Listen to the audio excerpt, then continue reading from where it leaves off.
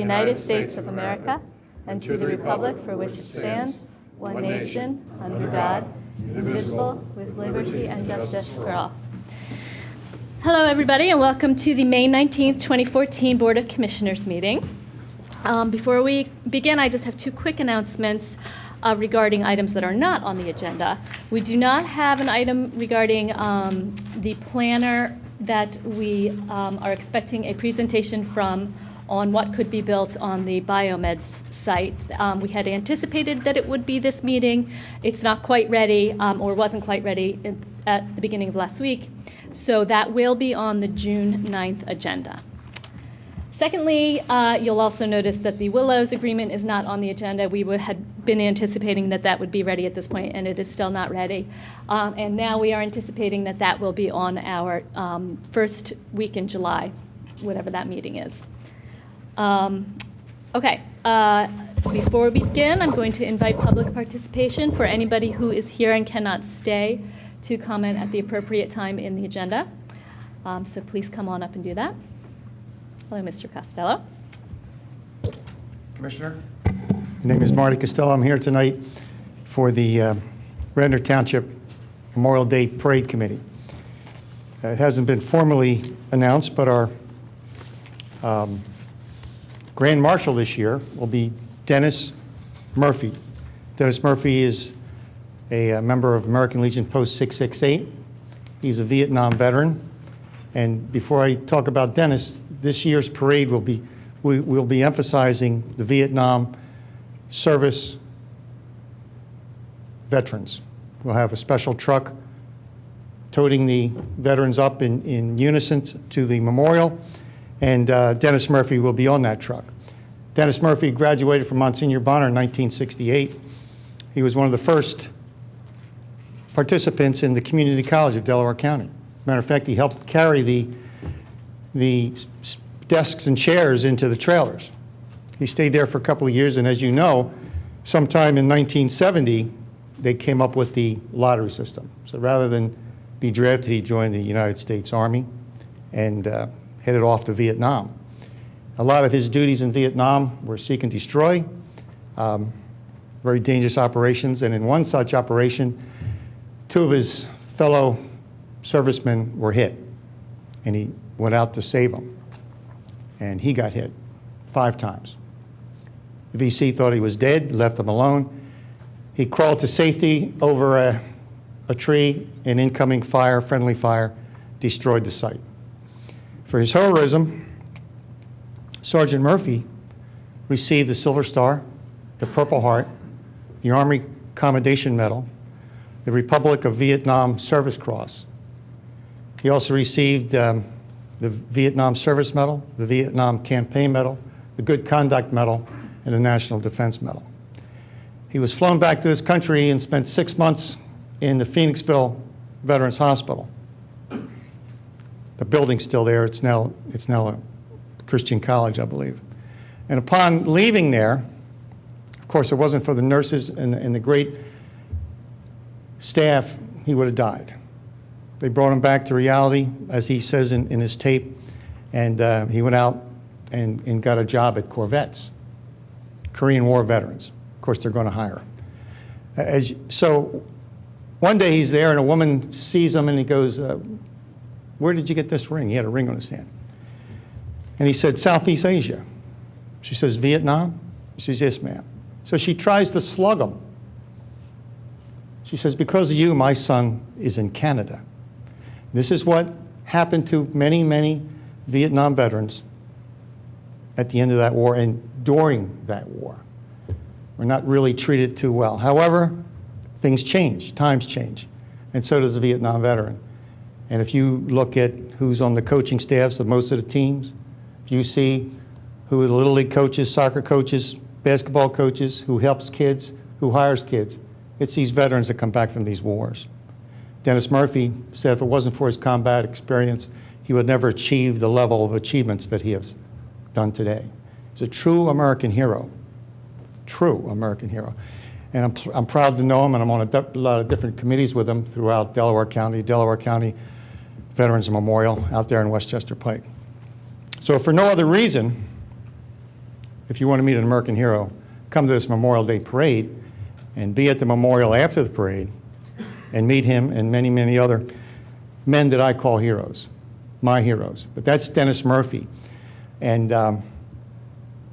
you will see him on the truck with the other Vietnam veterans. He doesn't want to ride in a parade grand marshal car. He wants to be with his men, just like he was in Vietnam. You don't meet many men like this. As far as the parade, it kicks off at 9:45 Monday. Comes from the Lincoln Financial Courtyard, up Lancaster Pike, right through Wayne, down South Wayne Avenue, right to the memorial. The memorial service is about 20 minutes, half hour. And the crowds, there's a nice crowd. But you have to remember what the Memorial Day celebration is all about. It's remembering our war dead. And the reason veterans from the American Legion, Veterans of Foreign Wars, we make such a big item out of it is because we knew these guys that didn't come back, these guys that are on the wall. And one of the ones that we honored in this very room 2 weeks ago was Larry Marshall.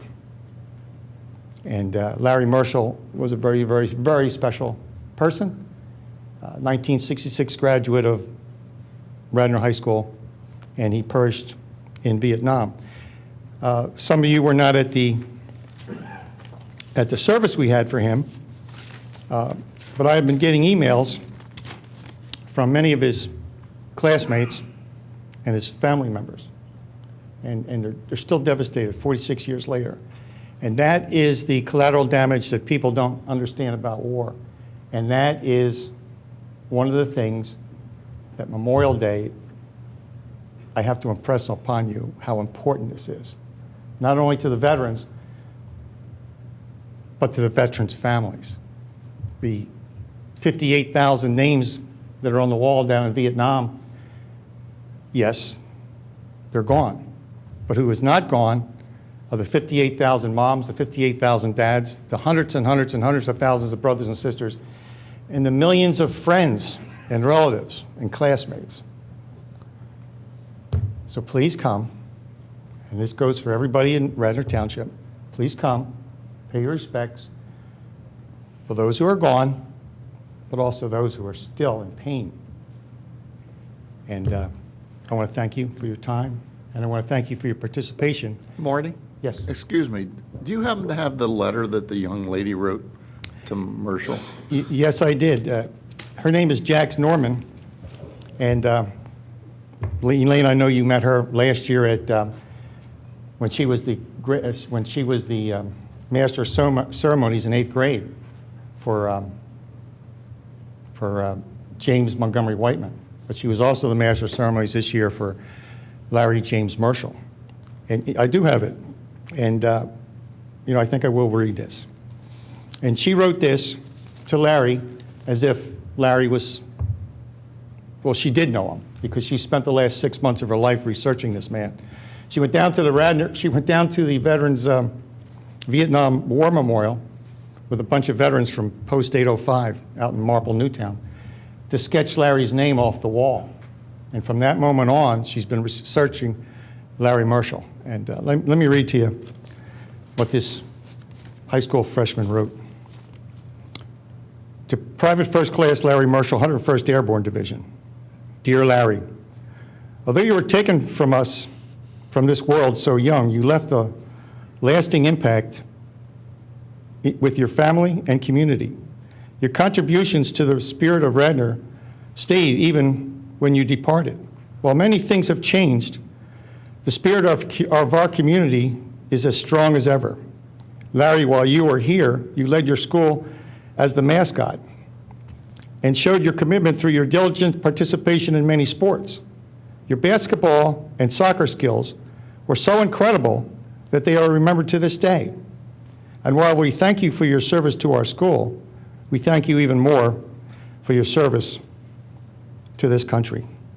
When given the opportunity to get out of the draft, instead of jumping at the chance, you sacrificed your education and dropped out of school to fight for those who didn't have the same opportunities. You showed us bravery and commitment before even going to Vietnam. While in Vietnam, you fought to protect the freedoms that we hold so dear. Unlike many, you went into the Army with no force or outside reason. You gave your life to help us show others freedom. When you did not return, your family was torn apart. They grieved for the man they had loved so dearly, and as a son and as a brother. Their love for you was so strong that this grief still plagues them to this day. Because of the pain they feel, many of your siblings could not be here tonight, but they are with you in spirit. Your brother John helped us come to know you through your letters and achievements. We have all gathered here today to thank you for your service to our country and to celebrate the life that was cut far too short. We cannot extend enough gratitude for your protecting our freedoms. After you passed, your father wrote a poem displaying his grief that I think he would want you to hear. Vietnam, a place in my 8th grade geography book, halfway around the globe from this place I call home, torn by strife of men in an obscure struggle for obscure goals. My son died in this steaming jungle at a place called Penyan. Halfway around this place called Earth, a family changed. The family he left was large. The void he left was immeasurable. Time goes on and days go by, but the days have changed, and so has the world I live in, full with the love of those that are here to mourn, but always an empty closet in my heart for the most beloved boy that comes home no more. And that was written by his father, Mr. Marshall. That's about all I can take. Thank you, Thank Marty. you. God bless Thank you so much, and we will see you on next Monday.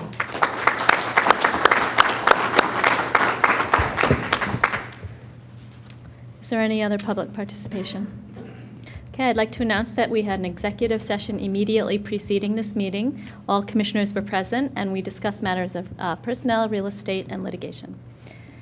Next, we'll have a motion to approve our consent agenda. Move to approve the consent agenda. Ordinarily, these are perfunctory items that don't merit discussion. However, we give an opportunity for board members or members of the public to pull any of the items if they feel discussion is merited. Anybody on the board want to pull anything? I just want to ask, Bill White, you had included in the departmental reports the financial summary, which included the differences between the budgeted amounts for snow and ice removal, staff time, and et cetera, versus the actuals. Do you plan to bring that to the board at another meeting? Okay. Yeah, the plan is we're going to see where the revenues come in at, Right. with May being the last big revenue month. So at some point, early to mid-June, we'll have a good idea of where our revenues are at, and then we can come back to the board with a more holistic view of where we're at. Okay. I'll throw the number out now, I think the public should know. The budgeted amount was $288,000 for snow removal. The actuals, and this includes snow removal, police, extra duty, all extra duty for all staff, $726,000. So we are quite a bit higher, almost $500,000 higher on expenses due to the extreme weather this year. Okay, is there any, but you don't want to pull that out? We don't need to pull it out. All right, I'm going to pull the number 1C, Resolution 21452, authorization to participate in DVRPC's Transportation Development Initiative Grant Program. And what I wanted to get was a little bit more information on. All right, we'll discuss Well, it. we'll do the consent agenda, and then we'll address I'll that. second Mr. Spengler's motion as amended by Mr. Booker. Okay, is there any member of the public who wanted to pull anything? Hi, Jim Schneller. I wanted to ask if you could pull item E. Okay, so Bill, is your motion without C and E? I'll make a motion to approve without C&E. I'll second it. All those in favor say aye. Aye. Any opposed? Passes 7-0. I'll move the approval of Resolution 2014-52, authorizing to participate in DVRPC's Transportation and Community Development Initiative Grant Program. Is there a second? Second. Okay, is anybody, did you have a question or comment? Well, yeah, I would like to understand a little bit more about exactly what it is that the project will be and the adaptive system and how that works. And also, I was interested in how it's going to be reducing vehicular emissions, I guess, by having less traffic stopped. I guess that's kind of what the theory is. So I wanted to find out about that. And isn't this something that we had tied in with other projects? So as I recall, this was a project that we talked about having paid for out of the potential for the must. So are we going ahead, do you think, and paying for this ourselves? Is that what the plan is? Commissioner, if I may. So the grant request was to do the preliminary engineering for that traffic adaptive system. Unfortunately, Amy Kaminsky is not here tonight, and she can get down to the real nuts and bolts of that system. But what this portion of the project would be going through every signal we have on Lancaster Avenue within the township boundaries, making the required changes to the signal permit, and determining exactly what hardware and/or software would be installed in each signal. The idea being that these signals would all talk to each other and alleviate traffic. It really falls under economic development, because the thought being, as traffic congestion increases over time, it might be less desirable to use Route 30. So we don't want that to happen. The second step is exactly along the lines of what you had noted. My hope was to, as part of Gilmore's work, they would be required to come up with a probable estimate of construction costs. So then at that time, we would have a project that's ready to go to bid, except for some of the ADA ramp work. We would have a dollar figure for that project, and this would be actually one of the applicants, Villanova Center, had pledged money for this project. So this would be a tool for the board to say, we need X dollars to complete this project. And as applicants came online that bordered Lancaster Avenue and would impact Lancaster Avenue with their project, we had a very clear set amount of money that was needed, and we could go approach those applicants for those funds. Not necessarily any specific applicant, but any applicant on Route 30.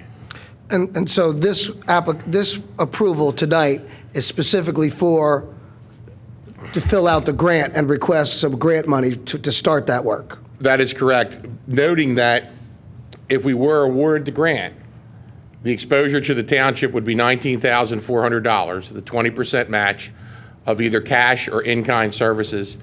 After speaking with Melissa Kahn, there would be in-kind services of myself and her that would reduce that, but the maximum exposure we, the township, have if the grant application is approved would be $19,400.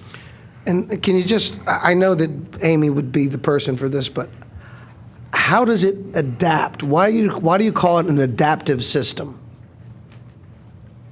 It's an adaptive system because one thing it does, it measures the volumes throughout the week, throughout the months, and it starts to adapt its timing to those volumes to provide you a better system overall and make the system run smoother through the corridor. Is there some place where we can go and look and see how this works, especially maybe nearby? Route 202 through King of Prussia is a fully adaptive system, all the way from Henderson Road up through where the mall is. All the way to the entrance onto the highway? That's correct. Okay, any other comments or questions? Is there any other staff comment? Any public comment? Yes, Jim Schneller. I live right on Lancaster Avenue. I was wondering have we seen any documentation of this? Because I think when they gave their presentation, I'm not sure that included any detail about the grant program. I was hoping maybe the public could get a look at what this involves. Because I think it would naturally, being the DVRPC, which is a very broad and kind of a wide, has a rather wide scope. I know they're instructive bureau, so to speak, more than a legislative bureau, but I think they have a very wide influence. And it'd be nice to know what kind of influence they'd be gathering over anyone who accepted their money. So I'd ask you to motion it, please, and let the public see what this program involves for Radnor. Thank you, Jim. So Is there Jim, any- so Jim, your question, your concern is that DVR Planning Commission will have design rights, or they'll control the process of what is designed here in Radnor? There could be conditions tied to anything. If we're signing an agreement with them, it'd be nice to see if there's conditions that will arise. When we get the grant approved, we'll look into that. I mean, even applying for the grant, I'm really concerned that we're signing on with them in any way, We're just applying for a grant, and also with the grant, naturally. but we'll see when the grant comes in If what we the get it. conditions are, if we get it. It wouldn't be nice to Well, see Jim makes a good point. I mean, typically with a grant application, you are agreeing to adhere to their terms and conditions. If you That's take the typical. money, right. We don't It's take we the money if you don't want to. I mean, you turn money down all the time. Will you vote on that? What's that? We Yes. will vote on it, When it sure. comes, if we get the grant, we would vote on it. Thank you. All right, any other public comment? All right, it's been moved and seconded. All those in favor say aye. Aye. Any opposed? Passes 7-0. I'll move approval of Resolution 2014-54, authorizing Simone Collins, landscape architect, to prepare design revisions for the Veterans Park Plan. Did anybody on the board have any question about Is there a this? second? I'll second it. Mr. Jim, would you like to come up and ask your question? Thank you. I have two principal objections to this. And the first is that you appear to be authorizing for a revision to a plan, but there was never any resolution. There's no resolution for the original plan to be made, formed, or paid for. Is this proper, that this is the first time this should appear as a resolution? We did have a plan that was conducted and finished, and these are the revisions to the plan. This After is meeting just with the the neighbors. planning, this is just the planning part, this is not construction or engineering. Can So I this- ask why this warrants a resolution when there's a... Well, right. Well, no, it says 4,000, doesn't it? Right, but in addition to what we've spent already, then it gets over the 7,500. Okay. I see. So it's one project which has now gone over the 7,500. Well, thank you then for it appearing. My second point, unfortunately, has to do with objections to this, and this appears to be a project that isn't really being offered any opportunities for objection. And it's been a very busy time of year, and with a number of projects we're all aware of. However, I believe that if I could put forth, my belief is that this project is quite feasibly aimed at alterations to the municipal parking lot and present the memorial to deceased veterans. And I think there would be right today strong objections to moving of that memorial. That memorial is in a location, It's been very clear at the Park and Rec meetings. yes. that- Hold on, that- but I think we're that's talking not about the- two different No, memorials, no. though. Jim's No, I concern think- is that I'm we'll get thinking into they're this thing about eventually moving moving. the memorial Yeah, again. and that's not happening, Jim. It's not so- happened. This Fine. has no effect. In fact, this Veterans Park is to celebrate all who have served, not just those who have died. Yes, I understand. Right. So no, we're not, there's no discussion about moving the existing war memorial. And Marty can even fill you in on what's happened at the Legion Post about that. That's, wait, That, fine. this is my concern. I also was concerned because at the last meeting, it was raised that you consider portions of that municipal parking lot to be land that could be eventually utilized in a different way by the post office. And that's what raised has my... nothing That was to do just with a that. general discussion based on the Cresso report, Jim, about available properties and what was possible with them. There was no action. Thank you. Thank you, Jim. Is there any other public comment on this? I have something if there's Okay, nothing else. go ahead.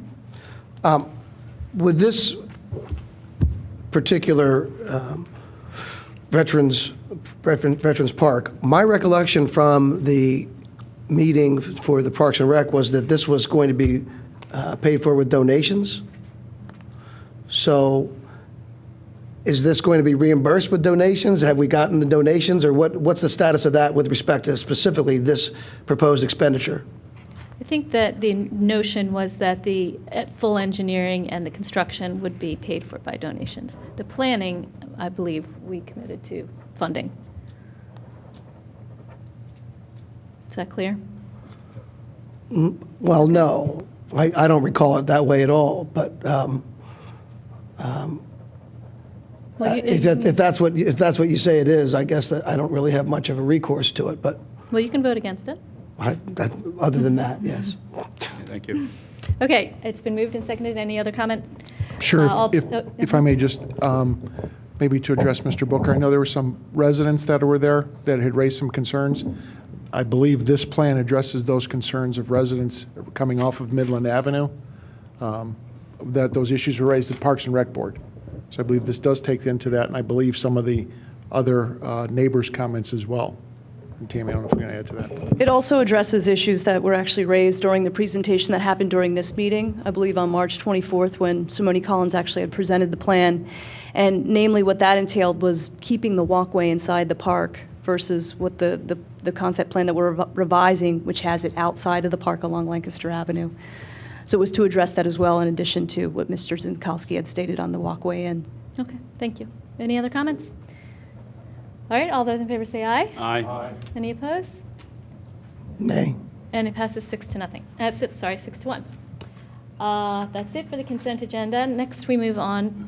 Tonight, we have a brief update from our Stormwater Advisory Committee. This is not, a big presentation. It's really just a checking-in update that the committee's going to give us an idea of what they're working on and what to expect. Good evening. I'm Heather Gill, the chairman of the Stormwater Management Advisory Committee. I'm glad that we formed this committee. As you're aware, it was last September voted on to form a committee. Members were chosen from each ward to represent us. We have a great and talented group, our committee. We've had a couple tasks that we have jumped right into in order to provide you with advice, with recommendations, to review stormwater planning, permitting, any type of stormwater management design projects in the township. We're here to assist you. One of our first tasks that we discussed in our first meeting was in February. We had some snow that got in the way of our January meeting. Was to provide some feedback for a single-family resident fee structure. And included with your packet, there's a memorandum from our committee that addresses this, and that we recommend that the township stay current with the single-family SFR resident fee structure for 2 years. And the reason we feel that this is in the township's best interest is we recognize that this fee will provide and benefit the township and stormwater projects township-wide, that this is not an individual certain area, certain ward, but the entire township will benefit from this fee. Secondly, we also recommend in this memorandum that in order to avoid extra administration costs, that we feel that funding could be put towards better use in stormwater projects, that we keep this single-family residence fee. In addition, we also looked at the possibility of digitizing single-family residents to come up with a more complex fee structure. And again, we thought that the proposals for that could be up to 6 figures and, again, could better be spent doing stormwater projects. So at our first meeting, we voted 6-1. Are there any questions in regards to that? Yeah, I had a question. Sure. So that first bullet item, does Yes. that mean that you're recommending that the credit system not include the commercial properties? This is in a... This is purely for single-family residents. Yeah, so the credit system then would not apply to commercial properties? Is that your recommendation, or the recommendation?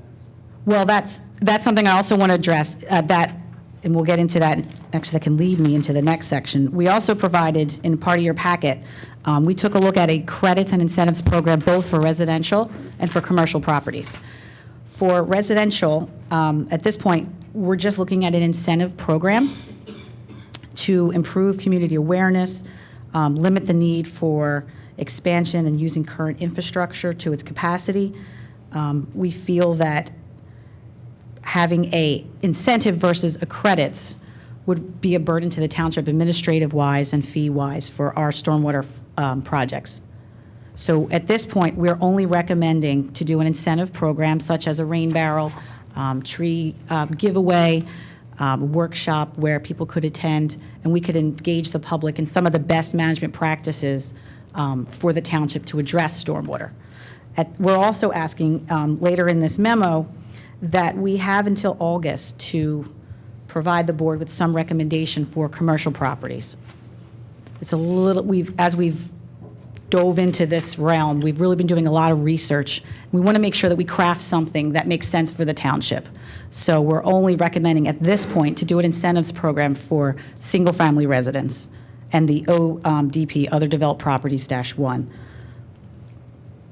So you are still considering and researching the commercial development, and then Correct. just in a few months, you'll have a better idea of what you are comfortable recommending. Correct. We're hoping by August that we're going to provide an update for you for the Okay. non-residential properties, and we're looking at the credits, a possible credits program for commercial. But at this time, we're recommending that the single-family residents, ODP-1 properties, that we do an incentive. Well, let me take the last part of your response first. As I understand it, you're considering putting together a credit program for the stormwater fee for commercial but not for residential properties. Correct. Did I hear that correctly? Yes, correct. What would be the rationale for that? Well, the rationale would be, let me see, for instance,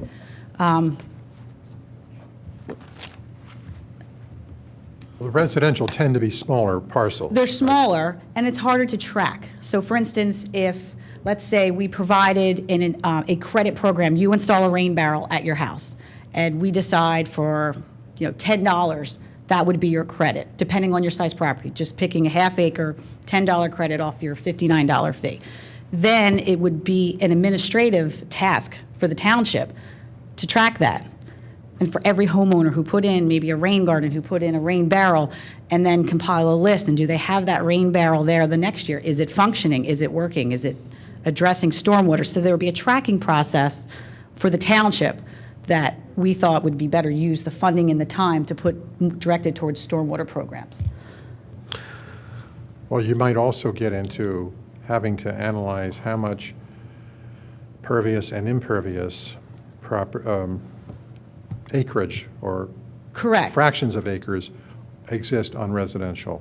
And that could be a time-consuming and costly process. That is time-consuming, and that is why we also recommended not to do a digitization. Whereas, Rich, in contrast, commercial properties tend to be larger and carry lots of impervious coverage. Yes, that's quite true. So what I hear, okay, what I hear is that we're going to give a break to the corporations and to the big business, but not to the individual homeowners because of administrative difficulties for our crack administrative team? That's one of the reasons, and we're not saying that we are going to give them a break. We're looking into the possibility of an incentive or credits for commercial. We haven't compiled all our research yet. So the only thing we're willing to discuss tonight is just residential. And you're doing an incentive rather than a credit program. I must say I'm very disappointed to hear that that's the conclusion. First of all, I think that the Stormwater Board should let us worry about the administrative difficulties. And if that's a concern of the Stormwater Board, I think that I would prefer that this is just me, whether the other board members might feel differently.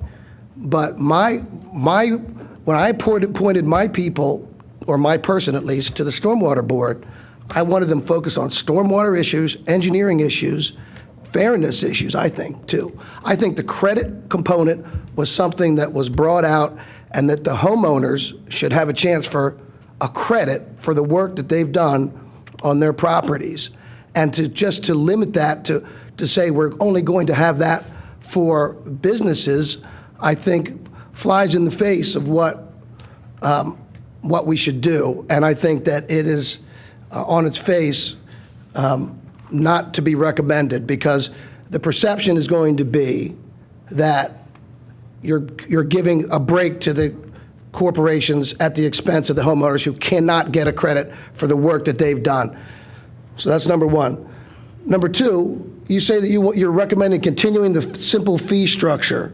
So when you say the simple fee structure, what do you mean by the simple fee structure? The fee structure, as I understand it now, is that the fee is based on the acreage of your property, not the impervious amount, not the grass amount, the wooded meadow, just merely on if you have a half-acre property, if you have an acre property, there's a fee associated with that. Again, I think that is the case. And again, with the stormwater program, with the information that they passed out and that was used to justify and to pass this, we did talk about specificity with respect to the impervious surface on the properties. So again, it goes to the fundamental fairness. Now, I'll tell you, I think that this whole fee is unfair. I think it's a tax, and that it's been improperly imposed, and that it's actually the worst possible type of structure for imposing something like this. It's on the books. That's not your issue. That's got nothing to do with you. But we should make every possible effort to make it as fair as possible. And if our administrators have to spend a little bit more time to keep it fair, then I think that they should do that. So I would urge the board to focus on that. And I would urge the board to spend the money to get the information and to let the people know what it is that they're being taxed on. Rich? Can I say something? I just would like to say that we're not trying to, we're not trying to say that the homeowner should be tax additional money. What we're trying to do is to provide a budget that we can deal with stormwater. So yes, maybe 5,000 people will save $10, but we're trying to address the entire township and the entire funding, and that this is going into a fund for stormwater projects. And we thought that there were, just with some of the projects, I understand that the township's currently looking at severe stormwater issues. So it wasn't that we thought it was one over the other, but we thought it would be better serve the community for people who are screaming because they have flooding problems, as opposed to saving Mr. Smith $5. Not that that's not important. I agree it's important. But Excuse me, Heather, if I may interrupt Sure. you. It's not for you to defend this. right, And I point out that your memo does say for 2 years. correct. It's not forever. It's not changing the Correct. fundamentals. It's to give us a chance to get this program up and running. Correct. Yeah, Well- Heather, I'd like to add that Yeah. I'm not at all disappointed with these recommendations. In fact, I really agree with them. I think that that's a very smart way of addressing the single-family homes. And I think that is what our professionals, AMEC, had also recommended. So you're not alone in making that recommendation, and I appreciate all the work and thought that went into it. On the commercial property owners, I just want to clarify my thinking and the way I see this.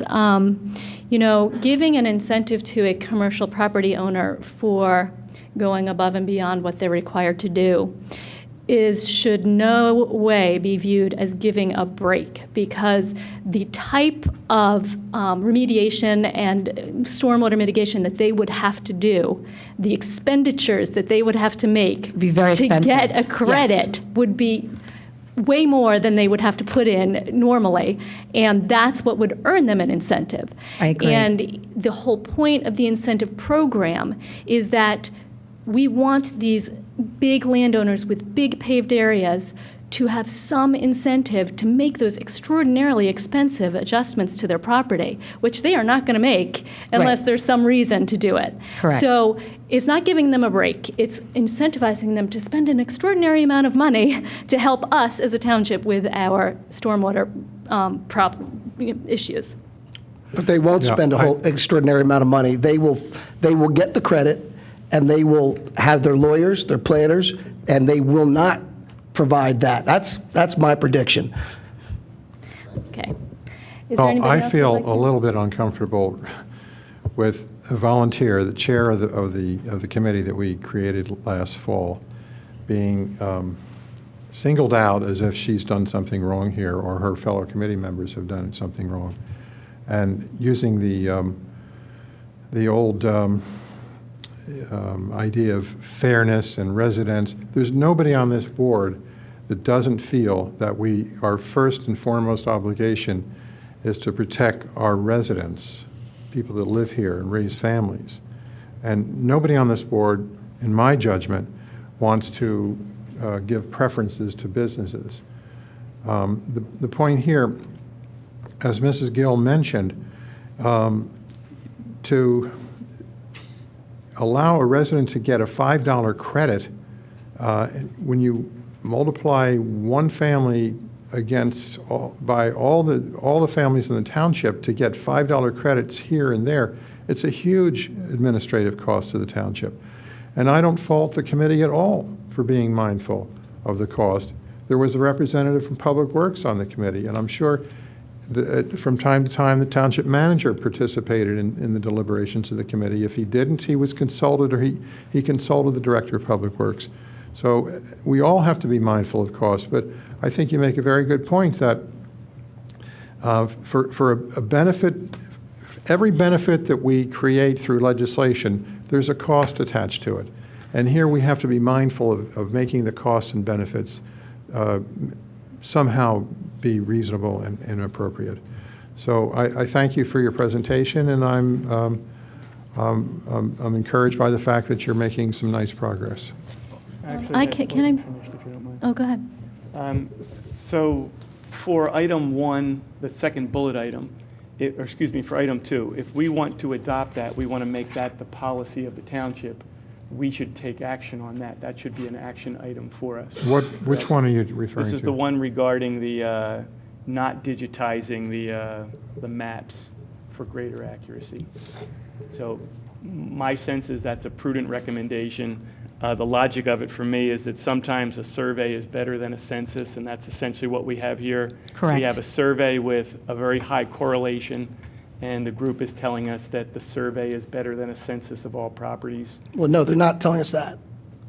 That's my understanding of, No, that's what no, I she read just- and heard. No, she just said it was administratively, they didn't want to bother with it. They just No, wanted but- to use the money All right, very for well. more Then projects. I'll just make that, my opinion is that in this case, the survey is better than the census. And so I think that's a prudent recommendation. I think we should make it the policy of the township. And to do that, do we have to take action for that? Could I'm somebody that's had no grounding in computer science. Would somebody explain what digitization is in this context?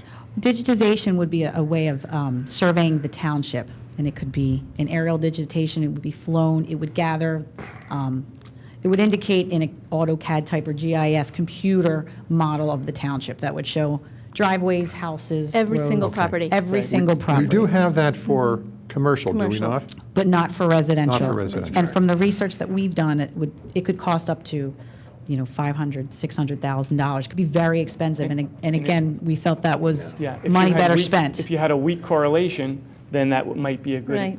but because there's strong correlation, it's, to my Which opinion, is an improving acreage. expense. Our correlation is acreage. No, our correlation is the rate that they correlated. So It's not, right, it is by acreage. It's by acreage, Right. not impervious surface. Well, I completely agree with you, Don. So how do we know there's a correlation? Is there data? yes, Yes, it was in they the did report. I don't a- remember what it was, yeah. but it was in It I was a thought the strong report said we correlation. were going to do the digitization. We did say that we would consider it. And I have to say, I understand everything that is in your recommendation. I understand your points. There is a strong correlation without doing the digitization. And so I don't think it would change the scheme that much if we actually did the digitization. However, I want to just make one point. This whole program of having our residents fund this above and beyond their taxes, especially in my ward, but in most all the wards, it really depends on people sort of trusting that this is being done fairly and feeling that they have that they're being charged fairly as compared to their neighbors and as compared to who has more impervious coverage. So in areas of the township where you have large properties with small impervious coverage, they don't feel that way, a lot of them. And this is a way for, I mean, really for buy-in from those people who feel that it's not just. And believe me, we've all gotten the letters from those people that feel that this is not just. So I'm have a little bit of sticker shock from the price that you just talked about. I didn't realize it would be that much money, but I am still a proponent of doing it because I really believe for us to sustain this program over the next couple of decades and have people truly believe in it and pay this fee willingly and happily, they have to feel like it's a fair fee. And I think there are, at least where the people that I represent, there's a pretty high a percentage of people who don't feel that way unless they get to see exactly how much impervious coverage they have and that they're paying for that and nothing more, nothing less. So I totally understand the logical reasoning of not doing it, but more the the gut reasoning of how our residents are going to react. I would rather have people have buy-in and spend the money and have the accurate billing for exactly what you have. And I'm not countering you. I'm just so I can understand and come back to our committee. After 2 years, we can consider that, but we're not going to spend $500,000 now. It's not, she said the 100,000 first. It's on Google. It could be, it's up to, we've gotten It's on various Google. ranges depending on the type of technology, the survey.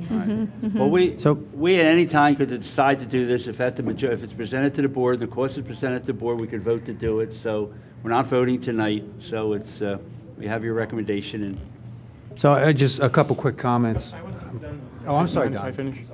And then your point about the single-family residential fee structure, that means it would stay at the current rate because, as I recall, it was introduced at essentially half of the rate that the consultant identified. And this board's intention was to have it double in the next year. But your recommendation is to not have the rate double for 2 Correct. years. So to keep To it keep at with the current. the current rate for at least 2 more years. Correct. Very good. Well, that's another recommendation that I will support. Just a couple comments. So we're talking about, when we first talked about the stormwater management structure, we thought we would be able to implement some type of system that would tie the costs, the fees, to the actual impervious of res. I'm just going to restate some of this because the residents aren't living what we're living here. In essence, what I'm hearing is that in order to get the GIS data that includes impervious coverage for each parcel, it would be very costly. Correct. It would be costly. And that data is not readily available yet. Google hasn't flown a plane over town and figured that out yet. But so I'll just say that, if you go back 10 years ago, the concept of just going on your tablet and getting a street view map of your neighborhood would sound ridiculous. If I said you're going to have that, you'd all think I was crazy, more so than you already do. But the point is, this technology will in fact get cheaper, and if we just give us some time, I would imagine that this GIS data will actually be available from the federal GIS systems, because the satellites are already doing this type of calculation. So there's a good chance we'll get this. The other thing I wanted to point out is that right now, the correlation, to Don's point, is based on our area of our lot. So, but one question is, would there, and I don't know the answer to this, but did we consider some type of a hybrid that took the assessment based on, the correlation based on the assessment of the property value? Because one thing that you'll know is that, obviously the more improved a lot is, the higher the assessment in general. I'm not saying in all cases, but maybe there is some hybrid system that somehow would give more fairness to those who have, for instance, if I owned 20 acres of land and had a very small house on it, its assessment might be far less than a house that's 5 times its size on the same lot. So maybe there's another way to do this in the future. Just putting it out there. But I'm putting it out there because I want the residents to know that when I voted for this, that I did believe that there would be technology and ability to get this data in the future. I didn't think it was going to take 20 years. I thought it would take a few years. So I'm hoping we do get that data. I support holding the fee until we do maybe come up with a more significant process to make it fair. But I want to comment on the incentives. Sure. So I call it incentives because we talked about credits, but one thing this program can also offer is credits by incentives. So for instance, we talked about rain barrels. Instead of giving money back to residents, we could maybe, as a township, collectively buy rain barrels at a much deeper discount and then provide them at cost to residents. This is done quite often. We've run these workshops many times, and you take a barrel that normally costs 100, now it's only 50. So, the idea is you can create incentives because, in my opinion, the whole point of this was to create not only a mechanism to fix some problems, but also make people more mindful of their decisions. And this is an opportunity. So instead of trying to give $10 back to each resident and having a $9 administrative cost to do that for each one, maybe we decide to buy, rain barrels and give a $20 discount. And that's what our committee, when we voted 6-0, we all agreed that we thought instead of giving $5, $10 back, to engage the public so that we can engage them to understand some of the issues that we have and little things to do, like a rain barrel or rain gardens and things that would make a difference overall in the township. Thank you. Sure. Commissioner Schaefer, if I could just add, please, for one moment. I just would like to say that the Stormwater Management Advisory Committee, although a very new fledgling committee, has really put a lot of time and energy into what they're doing. And as far as the digitization, we do have some proposals pending. It is a six-figure task, 100, 150, and more, depending on who does it and to what level, and then integrating it into our billing system. So we're still going to get those prices, present the actual proposals to the Stormwater Management Committee, and then get the recommendation from the committee, Okay. one way or the other, to the board. Okay, that's great. And that makes sense to me. I think that Elaine's point is well taken, and I understand it's going to be $150,000, but we wouldn't have needed to spend this money except for you guys wanted to impose this fee on everyone. So if you're going to do it, I think keep it fair. The other part of the credit issue is not just rain barrels. Many people, many parcels, people have spent tens of thousands of dollars in stormwater management on their individual sites. And they should be able to show the township of the stormwater management work that they've done on residents, and to be able to get a credit for that, which will far outstrip many years of that fee. And so to just ignore that, I think, is improper. Well, we didn't ignore it. That was one of the things that, we discussed. We look at the time, the budget, and what we have as far as stormwater projects that we think are coming down the road, what availability from stormwater from our fund that we'll have to address that. And we thought it was more important. But no, what I'm saying is somebody builds a house, they buy land, they build a house, they put in $50,000 worth of stormwater.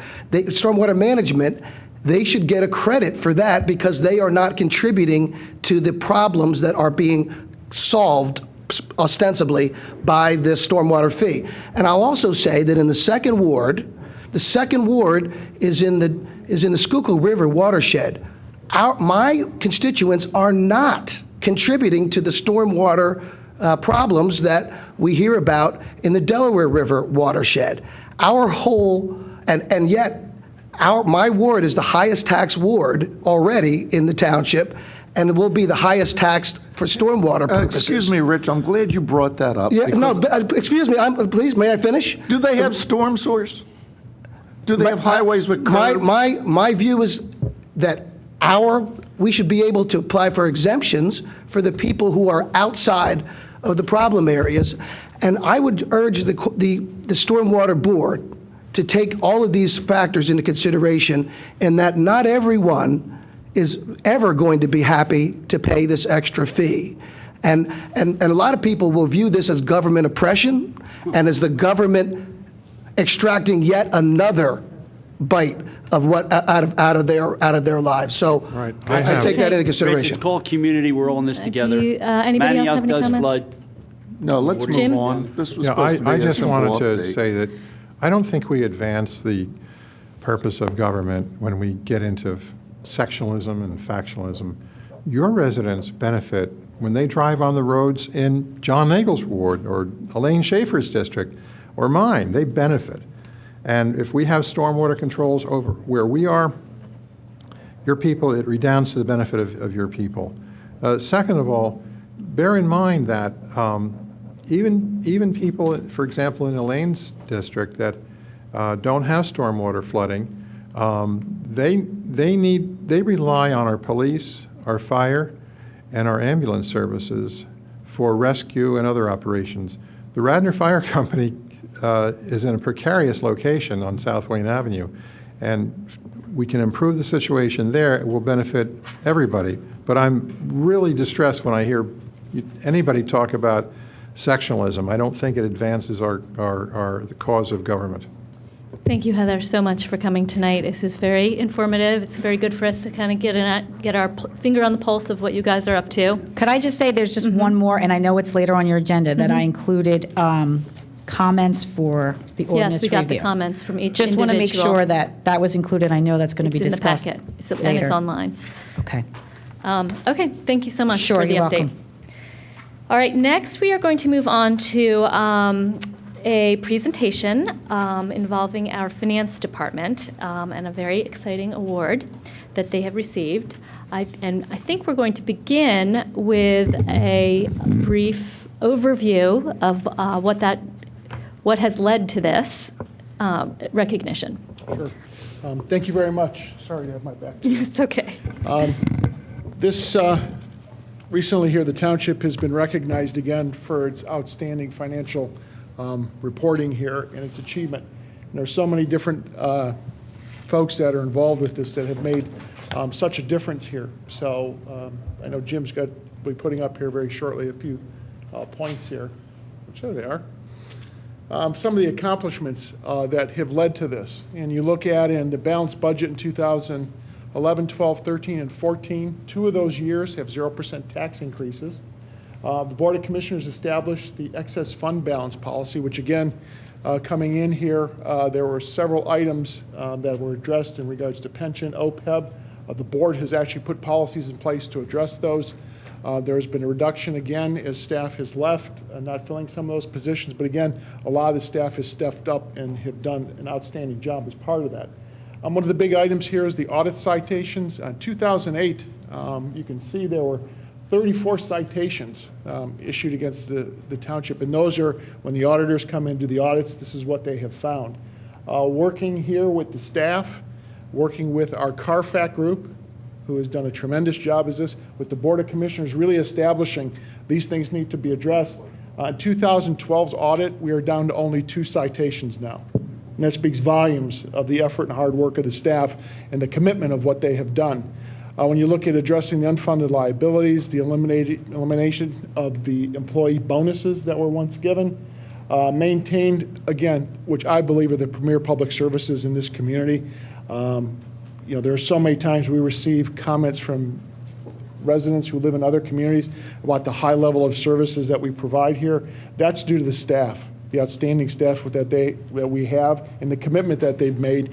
Even as the staff has continued to shrink over the years, they have continued to step up and provide some outstanding services as well. And one thing I can say about this staff here, from department heads all the way down to our staff, there is no one that has ever walked away from hard work or effort of taking on additional responsibilities. And that goes to those individuals that they're out there every single day working hard, from our public works guys in different weather conditions, to our police officers, who again, at times we've been short-staffed on that, for them to step up. Everyone across the board has done an outstanding job and has not been afraid to step up and take on those additional responsibilities. And to me, that speaks volumes of the people who work here and how hard they care about this staff and this community. The emergency response that we have had will match that up. I believe that's been unprecedented. Again, a lot of this support from the board. When you look at public information outreach and transparency, there are more things that are put out there now on the public, from the website to a lot of the information that has ever been seen before. Is one item that I've actually heard is the checkbook is actually out there so you can track expenses. That is something that, again, speaks volumes to the staff, but also to the CARFAC group, who they are here this evening, of what they have done to assist us in that process. The long-term infrastructure issues. that you look back and we've seen those reports stacked up, stormwater ones, that I know we had a table there where they were stacked up there, 30, 40, 50 years, that finally we are starting to address those issues for our residents. And that's from the Board of Commissioners who have been able to make those tough decisions. And we appreciate that. And all of this is due to the oversight of the Board of Commissioners. Again, the outstanding performance of our finance department. I know some of them are here this evening, and the hard work and the time that you put in, really appreciate that. But to every single staff member who has really seen where this is at, there's been a lot of information shared with them to know where the situation is. To the original CB-FAC group that this Board of Commissioners had appointed to start looking at these things, to where the CARFAC group is right now. This recognition, this award belongs to all of those individuals for what they've done. So, Madam President, if I can, I'd like to ask you to come down. And on behalf of the Board of Commissioners and from the staff, again, this is something that I believe we've gotten back to. This is the second year in a row. So I'd like to present to you, Madam President, and to the Board of Commissioners this award of recognition. Thank you.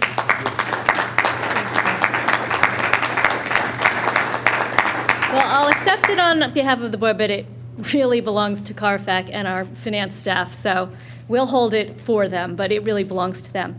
And if we can indulge you for a few more minutes, I'm going to ask Bill White to just explain a little bit about what this award is and what it's recognizing, and you know, some of the strides that this has pointed out. So on to you. Thank you, Madam President. I just have a few slides. It should take just a couple hours, and then we'll be able to continue with the rest of tonight's agenda. And I'm kidding, this is not going to take a couple hours. Just real briefly, though, I would like to step through what the GFOA Certificate of Achievement is, who receives it, and what has to be done in order to be eligible for it, and also talk a little bit about our independent audit process and the progress we've made that the manager alluded to moments ago regarding the audit citations. Go into a little bit more detail about the successes that CARFAC has brought to the township. Give a brief financial position update. That's a little bit of a spoiler alert for next month when our 2013 financial statements will be published. But given the timing of this certificate and where we're at with the process, we felt that preliminary numbers were okay. But I always have to qualify that those are subject to change. And then finally, some reporting and transparency improvements. So the Certificate of Achievement for Excellence in Financial Reporting is given out by the Government Finance Officers Association of America. And according to their press release that accompanied the certificate, it's the highest form of recognition in governmental accounting and financial reporting. And they go on to say its attainment represents a significant accomplishment by the government and its management. And I would extend that praise beyond just the management, and CARFAC should be included in that, as well as all the staff members from each of the departments that have their share in our financial transactions, and of course the Board of Commissioners as well.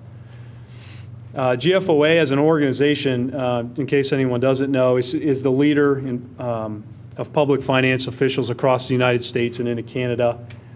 They have over 18,000 members, and they assist in planning, finance, as well as providing best practices and setting the standards on financial reporting for governments at all levels, from municipalities such as ours all the way up to the federal government. In terms of who receives the award, when you take a look at GFOA's website, we are in the municipality category, so we're one of 26 that received the award in Pennsylvania out of a total number of 2,561 units that exist. So by receiving the certificate, we're in the top % in the state in terms of our financial reporting, according to GFOA. And again, that speaks back to GFOA's assertion that it's the highest form of recognition for financial reporting. The independent audit process, jumping back to late 2010, early 2011, when CARFAC was formed, and we were getting our arms wrapped around the way we wanted to build the process, it was evident that what needed to happen in order to make sure that there was not only transparency but also segregation in how the audit was conducted and reported. We set up the three-legged stool, if you will, where each the board, CARFAC, and the township administration meet and talk and discuss matters with the independent auditors separate of one another. Ultimately, at the end of the audit, CARFAC will have an opportunity to meet with the auditors as well as the Board of Commissioners. And that adds the level of, if there were issues that were found, that information is communicated to CARFAC and communicated to the board separately, and to make sure that the collaboration is there, that if the issues are there, they are reported and then acted upon. In terms of the progress, as the manager alluded to, going back to 2008, the township had 34 citations, of which 12 were considered material, 4 were significant, and 18 were in the other category.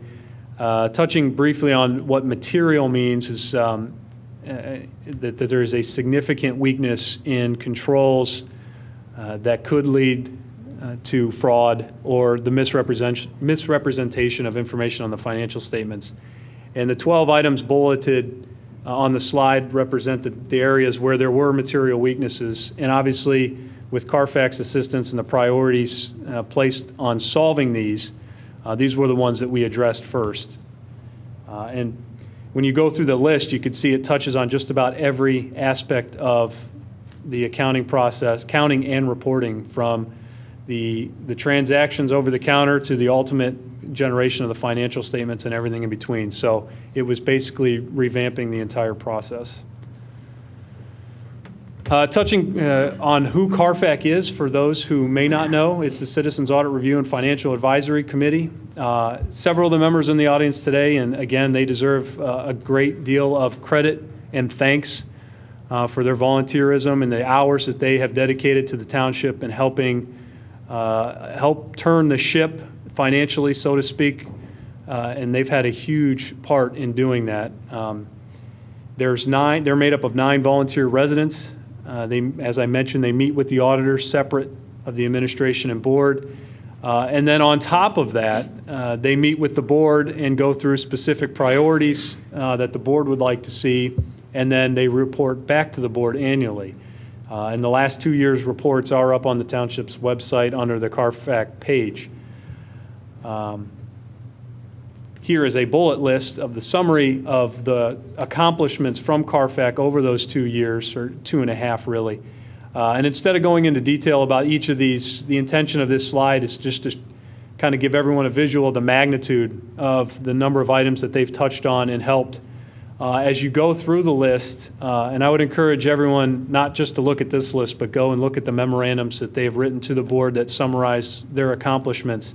And you get a sense of the long-term benefit that a lot of this input and a lot of these decisions will have on the township, not just over the last 2.5 years, but over the next 5, 10, and 15 years and moving forward.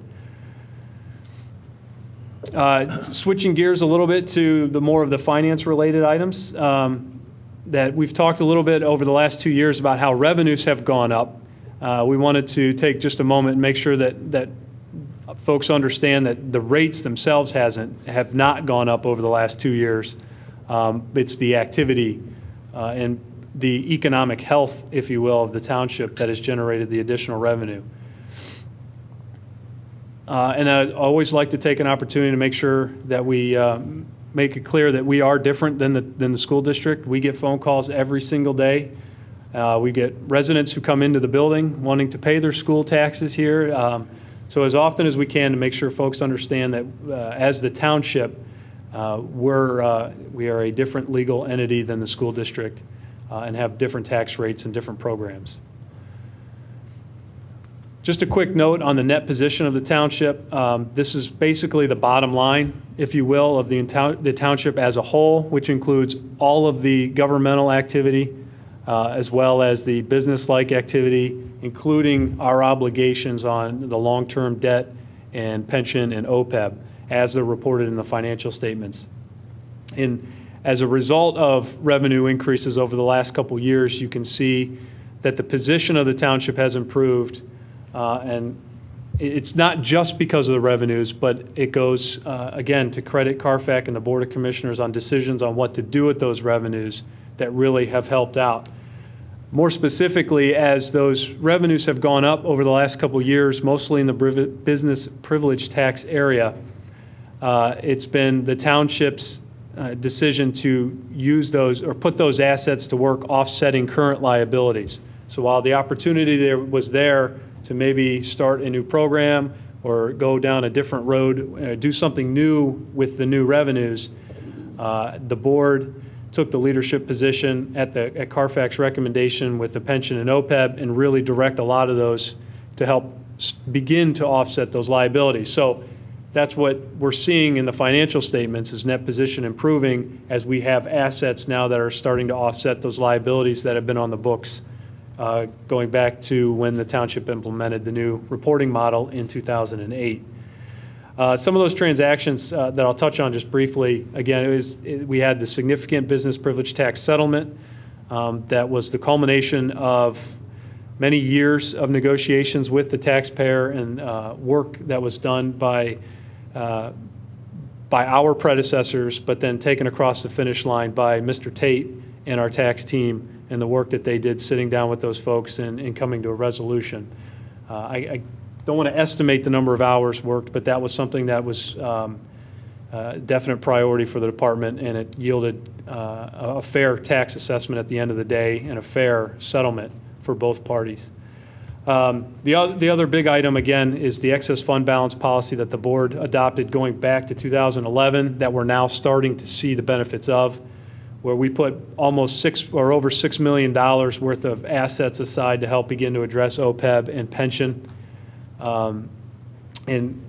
which cannot be understated when you take a look at the turnaround in the township's net position, how critical those allocations have been.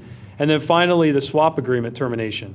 It was finally approved a year ago, but that was work that Carfax had begun back in 2012, analyzing all the variables that existed, and not only in terms of what it looked like on our balance sheet then, but how it was going to impact us over the next 20 years through the duration of those bonds. And ultimately, we got to the position where it was the right thing to do, and the timing of the market was the right time. As a result of the board enacting and refunding the 2004 bonds, the township was able to terminate the swap. And we'll see when you compare the 2012 to 2013 statement of net position, the elimination of $5.3 million between deferred outflow obligations and the embedded derivative instrument that are now no longer on our balance sheet. When we take a look at program expenses, it's not all just about the revenues. This is how the program expenses are broken out in our statement of activities. Again, this is government-wide, so this is the entire township. You can see that if you look quickly, 2010 was $22.5 million. 2013 preliminary numbers are at 21.2. So over that 4-year window, our net program expenses have remained relatively stable. In fact, are a little bit less today than they were a few years ago. Touching on some other areas that we don't really spend a lot of time in this forum talking about, but they have an impact to controlling those expenses. And the manager alluded to this earlier, and more of a expense control issue as it is a compliment to the staff to be able to maintain the level of service that they have through this time period when full-time headcounts have been reduced, but yet all the departments are still able to maintain the same level of service as they had for as they've had for years here in Radnor. Some of the other items are just making human resources a priority and going back and making sure that agreements that the township had reached with retirees were being followed. The enforcement of making Medicare your primary health care provider at 65, going back and enforcing that saved the township $130,000 each year moving forward. That was health care we were buying up until that point. Higher employee health care contributions, so the staff, the employees themselves are contributing more. In 2008, it was roughly $15,000. In 2014, total employee contributions toward their health care is going to be $128,000. The FOP incentive program to opt out of the health care program, which was new this year, we had 3 officers take advantage. So this year alone, we'll save $45,600. And again, that's something new, and every little bit helps. And then we have a draft employee handbook that is, we just received the final version from the labor attorney. And while that won't have a direct impact on the bottom line, it does help tremendously in making sure that our benefit structures here at the township are known and are established moving forward. Real briefly, this is timely not only in terms of the finance discussion, but also items that are on the agenda later. But the FOP and rate contract amendments that were agreed to last year, FOP in April and then rate in November, again, with the focus being more long-term in nature and going back to the report that CARFAC had prepared and submitted to the board and presented to the public back in December of 12, is the focus on the benefit structures over the long term. So in both cases, the unions and the staff, and again, they recognized the need to amend these items for the overall health of the township's finances and the health of the services moving forward. So we're able to achieve a lot of these items, which over the near term won't have a profound impact, but again, 5, 10, 15 years down the road, these type of amendments will ensure that the township's not in the same position with unfunded liabilities then as we are today. And then finally, just to touch on some added reporting over the last few years at the request of the board and in working with CARFAC, we have gone back to completing or preparing a comprehensive annual financial report. So 2013 will be the third year that we've done that. We should have that wrapped up next month. It includes the auditor's report as well as the management discussion analysis. It's the report that a reader could read and understand where the township's at financially. With the CARFAX leadership and direction, the township issued a stakeholders financial summary that was published in March. That went to every household as part of the newsletter. It was published on the website. It remains on the front page of the website today and is in hard copy here at the Township Administration Building too. And it provides basically a 4-page executive summary on the major financial goings-on, so the reader can quickly see what the major levers are that drive the township's finances. And then finally, the detailed monthly finance reports, an opportunity to plug that those reports are on the website, not only included in the board packets, but they're on the website going back 2 years on a monthly basis. Some of the added transparency items, again, this was at the board's, the board had requested that these items be done, and it's with working with CARFAC to make sure that these things are done as well. Again, we have a comprehensive budget review that includes public hearings. It includes ordinance introduction and adoption. It has an executive summary. If someone wants to find out how much we're spending in office supplies for the finance department, they can go find that out if you're interested in that level of detail.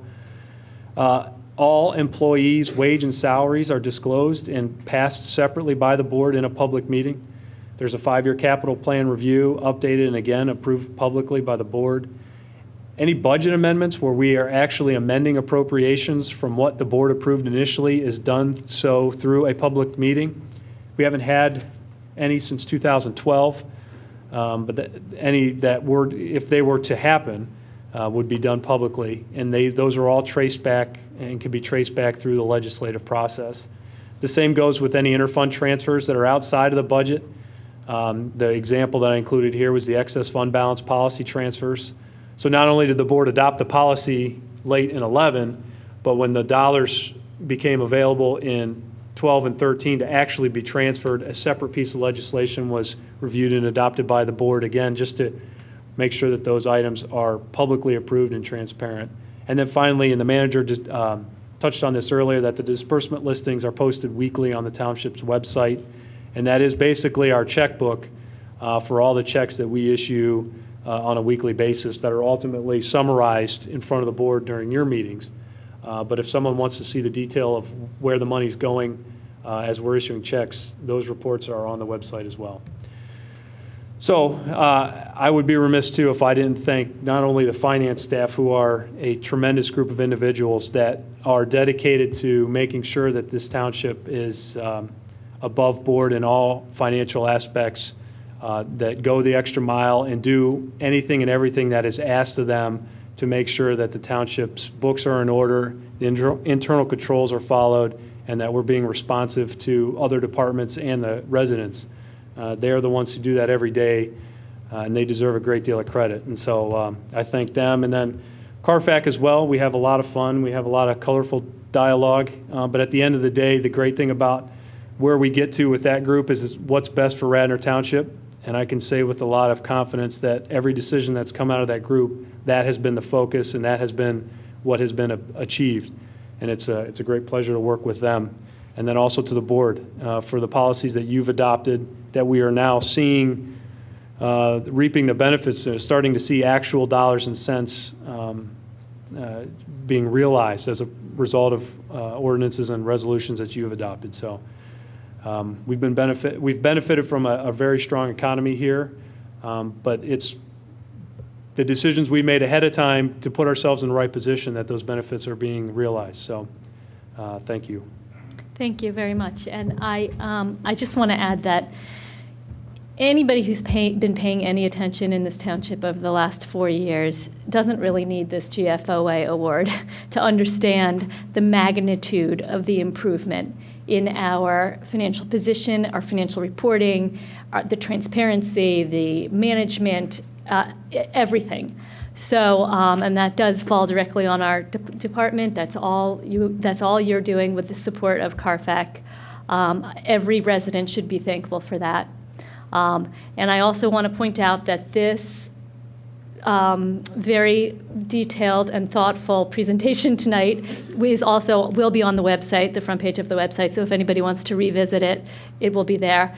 And on the front page of the website for a few weeks now, maybe months, has been a stakeholders financial report that was put together by our CARFAC and our finance department that gives a very good, thorough, thoughtful snapshot of where we are at this point, looking at it from all different perspectives. So thank you again, and congratulations for the award. Any board comment on that? We good? I just want to thank Bill White and all staff, all directors, Bob Zinkowski, CARFAC, for all the hard work here. I try not to say this all the time, but I've been on the board for six and a half years now, and I remember 6.5 years ago starting to ask questions, and I wasn't getting any answers. And there weren't a lot of strategies in place. There weren't any good plans in place at that time. We didn't understand our liabilities back then. And since that time, what I've watched is a very consistent, in the last 4 years especially, very consistent effort at coming up with good strategy and then execution. Because without the execution, it means nothing. But I thank you, Bill, and CARFAC, and all members of the township staff who work on this daily. I was acutely aware of the deficiencies back in 2007, and to see you not only overcome those deficiencies and put in place stronger internal controls brings a level of confidence to me that it makes it a lot easier to sleep at night. You know, there were a lot of issues. We all know what they were. We're in a much better place, but again, it's execution. You know, I'm seeing, I don't know, it seems like tens of millions of dollars of very specific execution in savings, long-term savings, and addressing long-term liabilities. So thank you all for that hard work. Okay. I think we can Can I move on. ask Okay. one question? Great report and great achievement. Thank you, the residents in the audience from CARFAC and Bob Tate, Bill White, everybody. Bill, there was one slide that showed red ink, red ink, red ink for about 4 years, and then we're in the black. Can you explain how that does not take into account our other post-employment benefit liabilities, I am sure. Can you explain what it does take into account and what it does not?